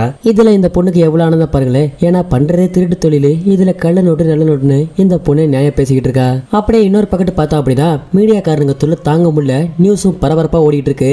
ஏன் அப்படின்னா இந்த போலீஸ்காரனுங்க எல்லாருமே கொள்ளை அடிக்கிறவங்க சுடானுங்கன்னு பார்த்தா, ஆனா அந்த கம்பெனில ஒர்க் பண்ணாங்க பாத்தீங்களா, அவனுங்க சுட்டனால பெரிய இஷ்யூ ஆயிடுச்சு. அதனால இவனுங்களுக்கு என்ன பண்றதுன்னே தெரியல. ஆனா இந்த மீடியாக்காரங்க விடானுங்களா, அவனுங்க விடுற மாதிரியே தெரியல. அந்த மீடியாக்காரங்க கேட்கிற கேள்விக்கு இவனுங்களால பதிலும் சொல்ல முடியல, அவனுங்களும் போட்டு பிச்சை எடுக்கிறானுங்க. இன்னொரு பக்கத்துல இந்த கன்ல சுடுவாங்கனவன் உயிருக்கு போராடிட்டு இருக்கான். யாராவது என்ன காப்பாத்துங்க, அதுக்கு முன்னாடி என்னோட பொண்ணுக்கு மட்டும் ஒரு போன் பண்ணி கொடுங்க, அவள்கிட்ட நான் பேசி ஆகணும் அப்படின்ற மாதிரி சொல்றான். உடனே அங்க இருக்கிறவனுங்க என்ன பண்றதுன்னு தெரியல, அவனுங்களுக்கு தெரிஞ்ச தொழில் எல்லாமே திருட்டு மட்டும்தான், என்ன பண்றதுன்னு அவனுங்களும் பயத்துல முழிச்சுக்கிட்டு இருக்க. அப்ப அவனுங்களுக்கு ஒரு யோசனை வருது. என்ன அப்படின்னா இவனோட உடம்புக்குள்ள இருக்க புல்லட்டை மட்டும் நம்ம எடுத்துட்டோம்னா அவனை பாதுகாப்பா காப்பாத்திரலாம் அப்படின்ற மாதிரி சொல்றானுங்க. இன்னொரு பக்கத்து பாதி பேர் என்ன சொல்றானுங்க அப்படின்னா, இதை நம்மளோட டீமோட தலைவர் இருக்கான் பாத்தீங்களா, அவன் கிட்ட சொல்லலாம், அவர்கிட்ட சொன்னா ஏதாவது நல்ல தீர்வு கிடைக்கும் அப்படின்ற மாதிரி சொல்றானுங்க. இவனுங்களுக்கு ஒண்ணுமே புரியல, மண்டைய குழம்பி போற மாதிரி இருக்கு. அப்படியே இந்த சீனை கட் பண்ணா இன்னொரு பக்கத்துன்னு பார்க்கும்போது அந்த டீமோட தலைவருக்கு இந்த நியூஸ் தெரிய வந்து அவனு அந்த இடத்துக்கு வந்துருவான். வந்து அவனு ஒரு உயிரோட இருக்க மனுஷனை பக்கத்துல படுக்க வச்சு சராசரியா ஒரு மனுஷனோட உடம்புல எத்தனை பார்ட்ஸ் இருக்கும், அதெல்லாம் எங்கெங்க இருக்கும் அப்படின்ற மாதிரி சொல்றான். அடுத்ததா இன்னொரு பொண்ணை படுக்க வச்சு நான் சொன்னதெல்லாம் நீ கரெக்டா வரைஞ்சுக்காமே அப்படின்ற மாதிரி இன்னொரு பொண்ணை சொல்றான். அந்த பொண்ணு அப்படியே ஒண்ணு ஒண்ணா வரைஞ்சு காமிச்சிட்டு இருக்கா. அப்படியே போயிட்டு இருக்க அந்த பொண்ணோட வயித்துல ஒரு தையல் போட்டு பாருங்க. இதை பார்த்து அந்த பொண்ணு அப்படியே எனக்கு கையை கொண்டு போக திடீர்னு இந்த பொண்ணு கோவப்பட்டு வேகமா வந்து எந்திரிச்சிருவா. எந்திரிச்ச உடனே இந்த ரெண்டு பொண்ணுங்களுக்கும் பெரிய வாக்குவாதமே ஆயிரும். எதுக்காக என் வயிறை தொட்ட, அதுவும் அந்த இடத்துல தையல் போட்டுருக்கேன், அதை நீ எதுக்காக பார்த்த அப்படின்ற மாதிரி இந்த பொண்ணு அந்த பொண்ணை போட்டு ஏறுன்னு ஏறுறா. இன்னொரு பக்கம்னு பார்க்கும்போது அந்த போலீஸ்கார பொண்ணுக்கு என்ன பண்றதுனே தெரியல, ஏன்னா இந்த பொண்ணு சுட சொன்ன காரணத்தினால மட்டும்தான் அவனுங்க சுட்டானுங்க. அப்படின்னும் போது இந்த பொண்ணை தான் நிறைய பேர் கேள்வி கேட்கறாங்க. அதனால யார்கிட்ட போய் என்ன சொல்றதுனே தெரியல. அதனால இந்த பொண்ணு அப்படியே மைண்ட் அப்செட் ஆகி அந்த இடத்துல பாவம் பரிதாபமா உட்காந்துருக்கா. சரி நடந்தது நடந்துருச்சு, அந்த டீமோட தலைவனுக்கு நம்ம கால் பண்ணி அந்த அவனை மட்டும் வெளியே அனுப்ப சொல்லாமா அப்படின்ற மாதிரி கேட்டு அந்த பொண்ணு வேகமா கால் பண்ணிட்டு இருக்கா. கால் அட்டன் பண்ணோன்னா அந்த பொண்ணு என்ன சொல்றா அப்படின்னா, தயவு செஞ்சு மன்னிச்சிருங்க, சுட சொன்னது என்னோட தப்பு தான், அது மட்டும் இல்லாம அங்க இருக்கிற மனுஷனை மட்டும் கொஞ்சம் வெளியே விட்டுருங்களேன், நாங்க பாதுகாப்பா அவரை காப்பாத்திக்கிறோம் அப்படின்னு சொல்றா. இதெல்லாம் பார்த்து அவன் என்ன சொல்றா அப்படின்னா, உங்க இஷ்டத்துக்கு அப்படியெல்லாம் அனுப்ப முடியாது, வேணா உங்களுக்கு ஒரு சான்ஸ் தரேன், நிறைய டாக்டர்ஸ் ரெடி பண்ணி நீங்க உள்ள வேணா அனுப்புங்க அப்படின்ற மாதிரி சொல்றான். இதெல்லாம் பார்த்து அந்த போலீஸ்கார பொண்ணு என்ன சொல்றா அப்படின்னா, சரி நாங்க நல்ல டாக்டர் அனுப்புறோம், அது வரைக்கும் நீங்க கொஞ்சம் அவரை பாதுகாப்பா பாத்துக்கங்க அப்படின்ற மாதிரி சொல்றான். சரி ஓகேன்னு சொல்லிட்டு அவனும் போனை கட் பண்ணிடுறான். இது எல்லாத்தையும் பேசி முடிச்ச உடனே இந்த பொண்ணுக்கு பாவம் மைண்ட் அப்படியே அப்செட்டாவே இருக்கு. இந்த பொண்ணு வெளியே வர உள்ள போற, என்ன பண்றதே தெரியல. அங்க இருக்கிற ஒரு ஆம்புலன்ஸ் டிரைவரை கூப்பிட்டு வண்டி எடுங்க, எங்கேயாவது போயிட்டு வரலாம் அப்படின்ற மாதிரி கூப்பிடுறா. சரி ஓகே மேம் தாராளமா இருங்க போயிட்டு வரலாம் அப்படின்னு சொல்லிட்டு அந்த ஆம்புலன்ஸ் டிரைவர் டோர் சாத்த திடீர்னு பார்த்தா இன்னொரு போலீஸ்கார அங்க இருந்து வேகமா ஓடி வந்து மேம் எங்க போறீங்க அப்படின்னு கேட்க, உடனே அந்த போலீஸ்கார பொண்ணு ஒரு ஆக்சிஜன் மாஸ்க் எடுத்து மூக்குல வச்சுக்கிட்டு தயவு செஞ்சு என்ன விட்டுருங்க, கொஞ்ச நேரம் ரிலாக்ஸா இருந்துட்டு வரேன் அப்படின்ற மாதிரி சொல்றா. உடனே அந்த போலீஸ்காரனும் நீங்க எதுவும் பயப்படாதீங்க, உங்களுக்கு கடைசி வரைக்கும் நான் உங்க கூட இருந்து என்ன ஹெல்ப்னாலும் பண்றேன், அது மட்டும் இல்லாம என்ன ஹெல்ப்னாலும் நீங்களே என்கிட்ட கொஞ்சம் கேளுங்க அப்படின்ற மாதிரி சொல்றான். அப்படியே இந்த ஆம்புலன்ஸ்ல இவங்க ரெண்டு பேரும் பேசிக்கிட்டே போறாங்க. இன்னொரு பக்கத்துல பார்க்கும்போது ஆரம்ப சீன்ல ரெண்டு பொண்ணுங்க ஃபைட் பண்ணிக்காங்க பாத்தீங்களா, அந்த பொண்ணை பாக்குறதுக்காக இன்னொரு பொண்ணு வந்திருப்பா. இதை பார்த்து அந்த பொண்ணு ரொம்ப கோவப்பட்டு இப்ப நீ எதுக்காக என் ரூம்க்கு வந்த, தயவு செஞ்சு வெளியே போ அப்படின்னு கோவமா பேசுறா. அந்த பொண்ணு அப்படியே கோவமா பேசணும்னா இவன் என்ன சொல்றா அப்படின்னா, தயவு செஞ்சு என்ன மன்னிச்சிரு, தெரியாம நான் கைப்பற்றுச்சு, சாரி, இன்னமே நான் அந்த மாதிரி பண்ண மாட்டேன், அது யாருக்கும் தெரியற மாதிரி நான் காட்டிக்க மாட்டேன் அப்படின்னு சொல்றா. அப்ப நம்ம ஹீரோயினி அந்த பெட்ல உட்காந்துட்டு கேக்குறா, சரி நான் கேட்கறேன்னு தப்பா எடுத்துக்காத, உன்னோட பையன் எங்க இருக்கான் அப்படின்ற மாதிரி கேக்குறா. பதிலுக்கு இந்த பொண்ணு என்ன சொல்றா அப்படின்னா, என்னோட பையனுக்கு 7 வயசு ஆகுது, இப்போ வரைக்குமே என் பையன் எந்த இடத்துல இருக்கான்னு தெரியும், ஆனா என் பையனை யாருமே என் கிட்ட ஒட்ட விட மாட்டாங்க அப்படின்னு சொல்றா. இதை பார்த்து நம்ம ஹீரோயினியான இந்த பொண்ணு ஏன் எதுக்காக இப்படி பண்ணாங்க அப்படின்னு கேட்கும்போது அந்த பொண்ணு என்ன சொல்றா அப்படின்னா, என்னோட புருஷன் கல்யாணம் 3 நாள்ல என்னை விட்டுட்டு ஓடி போயிட்டான், அதுக்கப்புறம் நான் கன்சீவ் ஆகி என் குழந்தையை நான் பெத்துக்கிட்டேன், அப்போதைக்கு என்னோட பிள்ளைக்கு சாப்பாடு கூட என்ன பண்றேன்னு தெரியல, கரெக்டா அப்போதைக்கு என்னோட பையனுக்கு ஒரு 3 வயசு இருக்கும், என் பையன் சும்மா ஃபைட்டர் மேன் மாதிரி சூப்பரா தாவி தாவி விளையாண்டுட்டு இருப்பான் அப்படின்ற மாதிரி சந்தோஷமா சொல்லிட்டு இருக்கா. ஆனாலும் அப்போதைக்கு என்னோட பிள்ளைய வளர்க்கறதுக்கு என் கையில 10 ரூபா கூட பணம் இல்ல அப்படின்ற மாதிரி சொல்லிட்டு இந்த பொண்ணு ஆனா அப்பயே என்ன பண்ணிருக்கா அப்படின்னா, அவளோட பிள்ளைய வளர்க்கறதுக்காக நிறைய டேப்லெட்ஸ் வியாபாரம் பண்ணிட்டு அது மட்டும் இல்லாம நிறைய கள்ள நோட்டுகளை அச்சடிச்சு அதையே சேல் பண்ணிட்டு இருந்திருக்கா. அப்பதான் இந்த பொண்ணு அவளோட கதையை எடுத்து சொல்லிட்டு இருக்கா, இது மாதிரி நான் இவ்வளவு பண்ணேன், அது மட்டும் இல்லாம நான் நிறைய வாட்டி ஜெயில் ஏறி இறங்கியிருக்கேன், அதனால எனக்கு இதெல்லாம் ஒரு பெரிய விஷயமா தெரியல அப்போதைக்கு அப்படின்னு சொல்றா. இதெல்லாம் பார்த்த நம்ம ஹீரோனியான இந்த பொண்ணுக்கு மனசே கேட்கல, இவ்வளவு பிரச்சனை நடந்திருக்கு பாரு, கடைசியில ஒரு பிள்ளைய வளர்க்க முடியாம திருடுற அளவுக்கு போயிருக்காங்க அப்படின்ற மாதிரி அவளை யோசிச்சுக்கிட்டு இருக்கா. அப்ப அந்த பெட்ல படுத்திருக்கா பாத்தீங்களா, அந்த பொண்ணு என்ன சொல்றா அப்படின்னா, ஆனா ஒண்ணு, இதுல சம்பாதிக்கிற பணத்தை வச்சு என் பிள்ளைய கூட்டிட்டு எங்கிட்டாவது நான் போயிடணும் அப்படின்ற மாதிரி சொல்றா. இதையெல்லாம் பார்த்தா நம்ம ஹீரோயின் என்ன சொல்றா அப்படின்னா, நானும் அதுக்காக தான் வெயிட் பண்ணிட்டு இருக்கேன். இந்த ப்ராசஸ் மட்டும் சக்சஸா முடிஞ்சிச்சுன்னா நானும் என்னோட அம்மாவோட போயிட்டு சந்தோஷமா நாங்க 2 பேரும் இருப்போம் அப்படின்ற மாதிரி சொல்றா. இன்னொரு பக்கத்துல பார்க்கும்போது அந்த ரூம்குள்ள அடைச்சு வச்சிருப்பானுங்க பாத்தீங்களா, அந்த பொண்ணு அப்படியே வெளியே வந்துருவா. அந்த பொண்ணு பார்த்தா இன்னொரு ரூம்ல வாந்தி எடுத்துட்டு இருப்பா. இதெல்லாம் பார்த்தா அந்த அப்பனும் பையனும் அந்த பொண்ணை ஒரு சேஃபான ரூமுக்கு தூக்கிட்டு போய் அங்க பாதுகாப்பா படுக்க வச்சிடறானுங்க. அப்ப இந்த பொண்ணு சொல்றா, என்னால சுத்தமா முடியல, இந்த காலை வெட்டியாச்சும் எடுத்துருங்க, என்னால வலி கொஞ்சம் கூட பொறுத்துக்க முடியல அப்படின்னு இந்த பொண்ணு வலி தாங்க முடியாம அவன்கிட்ட ரொம்ப ஃபீலா சொல்லிக்கிட்டு இருக்கா. அது மட்டும் இல்லாம இந்த பொண்ணு வேற கன்சீவா இருக்காளா, இந்த பொண்ணால ஒண்ணுமே பண்ண முடியல. கூடவே இந்த பொண்ணை கன்சீவ் ஆகினா பாத்தீங்களா, அவனை தான் கரெக்டா அந்த இடத்துல சுட்டும் போட்டிருப்பானுங்க. அதனால அவனும் ஒரு பக்கத்து உயிருக்கு போராடிட்டு இருக்கான். இந்த பக்கத்து இந்த பையனும் அவனோட அப்பாவும் இந்த பொண்ணோட தொடையில இருக்க புல்லட்டை மட்டும் எடுத்துட்டா போதும், இந்த பொண்ணை காப்பாத்திடலாம் அப்படின்னு அவனுங்க 2 பேரும் பதறிட்டு இருக்கானுங்க. அப்பன்னு பார்த்து இந்த பையனோட அப்பா இருக்காரு பாத்தீங்களா, அவரு உளறி விட்டுருவாரு, இது மாதிரி உங்க கூட இருந்தவர் தான் சுட்டு போட்டானுங்க அப்படின்ற மாதிரி சொல்ல, இதை கேட்ட அந்த பொண்ணு அந்த இடத்துல துள்ளி துடிக்க கத்தி கதறி அழுக ஆரம்பிக்கிறா. அப்ப இந்த வயசான மனுஷன் என்ன சொல்றாரு அப்படின்னா, அதெல்லாம் அவ்வளவு பெரிய காயெல்லாம் ஒண்ணு கிடையாது, ஷோல்டர்ல தான் லைட்டா புல்லட் இறக்கிருக்கு, அதையும் ஈஸியா எடுத்துருவாங்க அப்படின்ற மாதிரி சொல்றாங்க. ஆனாலும் இந்த பொண்ணு பாவம் அந்த இடத்துல அழுதுகிட்டே தான் இருக்கா. இன்னொரு பக்கத்துன்னு பார்க்கும்போது அந்த புல்லட்ஸ் எல்லாம் எடுக்கிறதுக்காக போலீஸ்காரருங்க கூடவே அந்த டாக்டர் எல்லாம் போயிட்டு இருக்கானுங்க. ஆனா அந்த போலீஸ்காரர் இருக்கான் பாத்தீங்களா, அவன் ஒரு டாக்டரா தான் அந்த இடத்துக்கு போயிட்டு இருக்கான். அவனுங்க எல்லாரும் உள்ள நுழைஞ்சோன்னு இவனுங்க எல்லாரும் ஏகப்பட்ட கண்ணை கையில வச்சுக்கிட்டு அந்த இடத்துல நின்னுங்க, கொண்டு வந்த பொருள் அங்கனே வைங்க, நீங்க மட்டும் தனியா முன்னாடி வாங்க அப்படின்ற மாதிரி சொல்றானுங்க. இதெல்லாம் பார்த்த உடனே அவனுங்க அந்த இடத்துல மிரண்டு போயிடானுங்க. வாவ், இவ்வளவு செட்டப் பண்ணி வச்சிருக்கீங்களா அப்படின்ற மாதிரி. உடனே அவனுங்க எல்லாம் தனியா வச்சுட்டு நீங்க மட்டும் வாங்க அப்படின்ற மாதிரி திரும்பவும் மிரட்டிக்கிட்டே இருக்கானுங்க. இன்னொரு பக்கத்துன்னு பார்க்கும்போது இந்த டீமோட தலைவர் இருப்பான் பாத்தீங்களா, அவன் எல்லாத்தையும் கேமரா மூலியமா பாத்துட்டு இருக்கான். அப்ப அவனுக்கு தெரிய வருது அதுதான் அந்த போலீஸ்காரன் அப்படின்னு. ஏன்னா ஒரு டைம் அவன் இந்த கேமரா ரூமுக்குள்ள போயிருவான். போன உடனே அந்த போலீஸ்காரன் சொல்லுவான் பாத்தீங்களா, ஹலோ சாரை கொஞ்சம் வெளியே அனுப்புறீங்களா அப்படின்ற மாதிரி. இதை பார்த்து இவன் ஐயோ இந்த போலீஸ்காரன் உள்ள வந்துட்டானே அப்படின்னு இவன் உடனே டென்ஷன் ஆயிடுறான். உடனே அங்க இருக்கிறவங்க எல்லாத்தையும் கால் பண்ணி இது மாதிரி வந்திருக்கவன் போலீஸ்காரன், எல்லாரும் கொஞ்சம் ஜாக்கிரதையா இருங்க, முடிஞ்ச அவனோட கதையை முடிச்சிருங்க அப்படின்ற மாதிரி இவனும் சொல்லிடுறான். இதெல்லாம் கேட்ட உடனே அவனுங்களும் சரிங்க பாஸ், நீங்க எதுவும் பயப்படாதீங்க, மண்டையை போட்டு குழப்பிக்காதீங்க, நாங்க அவனோட கதையை முடிஞ்சா முடிச்சிடறோம், அப்படி இல்லைன்னா அவனை என்ன பண்ணுமோ நாங்க பண்ணிக்கிறோம், நீங்க கொஞ்சம் பயப்படாம இருங்க அப்படின்ற மாதிரி இவனுங்களை ஆறுதல் சொல்றானுங்க. இதெல்லாம் கேட்ட அவனும் பார்த்து ஜாக்கிரதையா வேலையை முடிச்சிருவாங்கடா அப்படின்ற மாதிரி சொல்லிடுறானுங்க. சரி ஓகேன்னு சொல்லிட்டு இவனுங்களும் போனை கட் பண்ணிடுறானுங்க. இன்னொரு பக்கத்துன்னு பார்க்கும்போது அந்த டீம்ல இருக்கானுங்க பாத்தீங்களா, அவனுங்க 3 பேர் கம்பீரமா நடந்து வந்துட்டு இருக்கானுங்க. இன்னொரு பக்கத்துல பார்க்கும்போது அந்த போலீஸ்காரன் கூடவே 2 டாக்டர் வந்தானுங்க பாத்தீங்களா, அதுல யார் போலீஸ் யார் டாக்டர்னு இவனுங்களுக்கு நல்லா தெரியும். ஆனாலும் இவனுங்க ஒண்ணுமே தெரியாத மாதிரி அந்த இடத்துல அவனுங்களை எப்போதும் போல செக் பண்ற மாதிரி முட்டி போட வச்சு கையெல்லாம் தூக்கி அப்படியே ஒவ்வொரு இடமா செக் பண்ணிட்டு இருப்பானுங்க. அப்போதைக்கு அவனுங்க ஆப்போசிட்ல ஒரு பிளேட்டை நீட்டி உங்களோட கையில என்னென்ன வாட்ச் என்னென்ன பொருள் எல்லாமே இருக்கோ அது எல்லாத்தையும் இந்த பிளேட்ல வச்சிருங்க அப்படின்ற மாதிரி சொல்றானுங்க. உடனே அவனுங்களும் வாட்ச் ஏர்பட்ஸ் எல்லாத்தையும் எடுத்து வச்சிடறானுங்க. அப்ப அவனுங்க என்ன சொல்றானுங்க அப்படின்னா, எங்களுக்கு தெரியாம ஏதாவது பொருளை நீங்க உள்ள கொண்டு வரணும்னு நினைச்சீங்கன்னா சுட்டு பொசுக்கிடுவேன் அப்படின்ற மாதிரி மிரட்டுறானுங்க. மிரட்டுல இந்த போலீஸ்காரனுக்கு டர் ஆகி எல்லா பொருளையும் எடுத்து வச்சிடறான். சரி சரி எல்லாம் பொருளை கொடுத்துட்டீங்க, அடுத்து அப்படியே எல்லாம் குப்பளிக்கப்படுங்க அப்படின்ற மாதிரி சொல்றானுங்க. அவனுங்களுக்கு ஒண்ணுமே புரியல, என்னடா இவனுங்க டிஃப்ரெண்டா பண்றானுங்களே அப்படின்னு. சரின்னு இவனுங்களும் பயத்துல அந்த இடத்துல படுத்துறானுங்க. அடுத்ததா பின்னாடி பக்கம் ஏதாச்சும் வச்சிருக்காங்கன்னு அங்கேயே போய் செக் பண்ணி பாக்குறானுங்க. அந்த இடத்துல எதுவும் இல்ல. சரி சரி எல்லாரும் எதிரிங்க, நம்ம ஆபரேஷன் கிளம்பலாம் அப்படின்னு சொல்ற மாதிரி சொல்லிட்டு அவனுங்க எல்லாத்தையும் கிளப்பிடுறானுங்க. சோ அது மட்டும் இல்லாம இவனுங்க 3 பேத்தையும் ஆபரேஷன் தியேட்டருக்கு தான் கூட்டி போறானுங்களா அப்படி இல்லையா வேற எங்கேயா கூட்டி போறாங்கன்னு யாருக்குமே தெரியல. அது மட்டும் இல்லாம அந்த போலீஸ்காரங்க மேல ஒரு கண்ணாவே இருக்கானுங்க. இதோட அப்படியே இந்த 5வது பக்கத்தை கதையை முடிக்கிறானுங்க. அடுத்ததான் என்ன பண்ணுவானுங்கன்னு தெரியல. எனக்கு தெரிஞ்ச அடுத்த ஒரு பார்க்ல இவனுங்களை ஆபரேஷன் தியேட்டர் தான் கூட்டி போறானுங்களா இல்ல வேற எங்கேயும் கொண்டு போய் இவங்க கொலை பண்ண ட்ரை பண்றானுங்களா அப்படின்ற மாதிரி தான் இருக்கும்னு நினைக்கிறேன். சோ எல்லா பார்ட்டையும் ஆரம்பத்துல இருந்து கடைசி வரைக்கும் ஃபுல்லா பாருங்க, அப்பதான் உங்களுக்கு புரியும்னு நினைக்கிறேன். அது மட்டும் இல்லாம நம்ம வீடியோ பார்த்துட்டு இருக்க எல்லாரும் நம்ம வீடியோக்கு ஒரு லைக் தட்டிட்டு நம்ம சேனலுக்கு ஒரு சப்ஸ்கிரைப் பண்ணிங்க. மறக்காம பக்கத்துல இருக்க பெல் ஐகானை தட்டிடுங்க. கூடவே நம்மளோட வீடியோவை தமிழ்நாட்டுல இருந்து எந்த டிஸ்ட்ரிக்ட்ல பாக்குறீங்கன்றதையும் மறக்காம ஒரு கமெண்ட் தட்டிடுங்க. சரி அப்படியே அடுத்த படத்துல உங்களை சந்திக்கிறேன். Tata bye bye.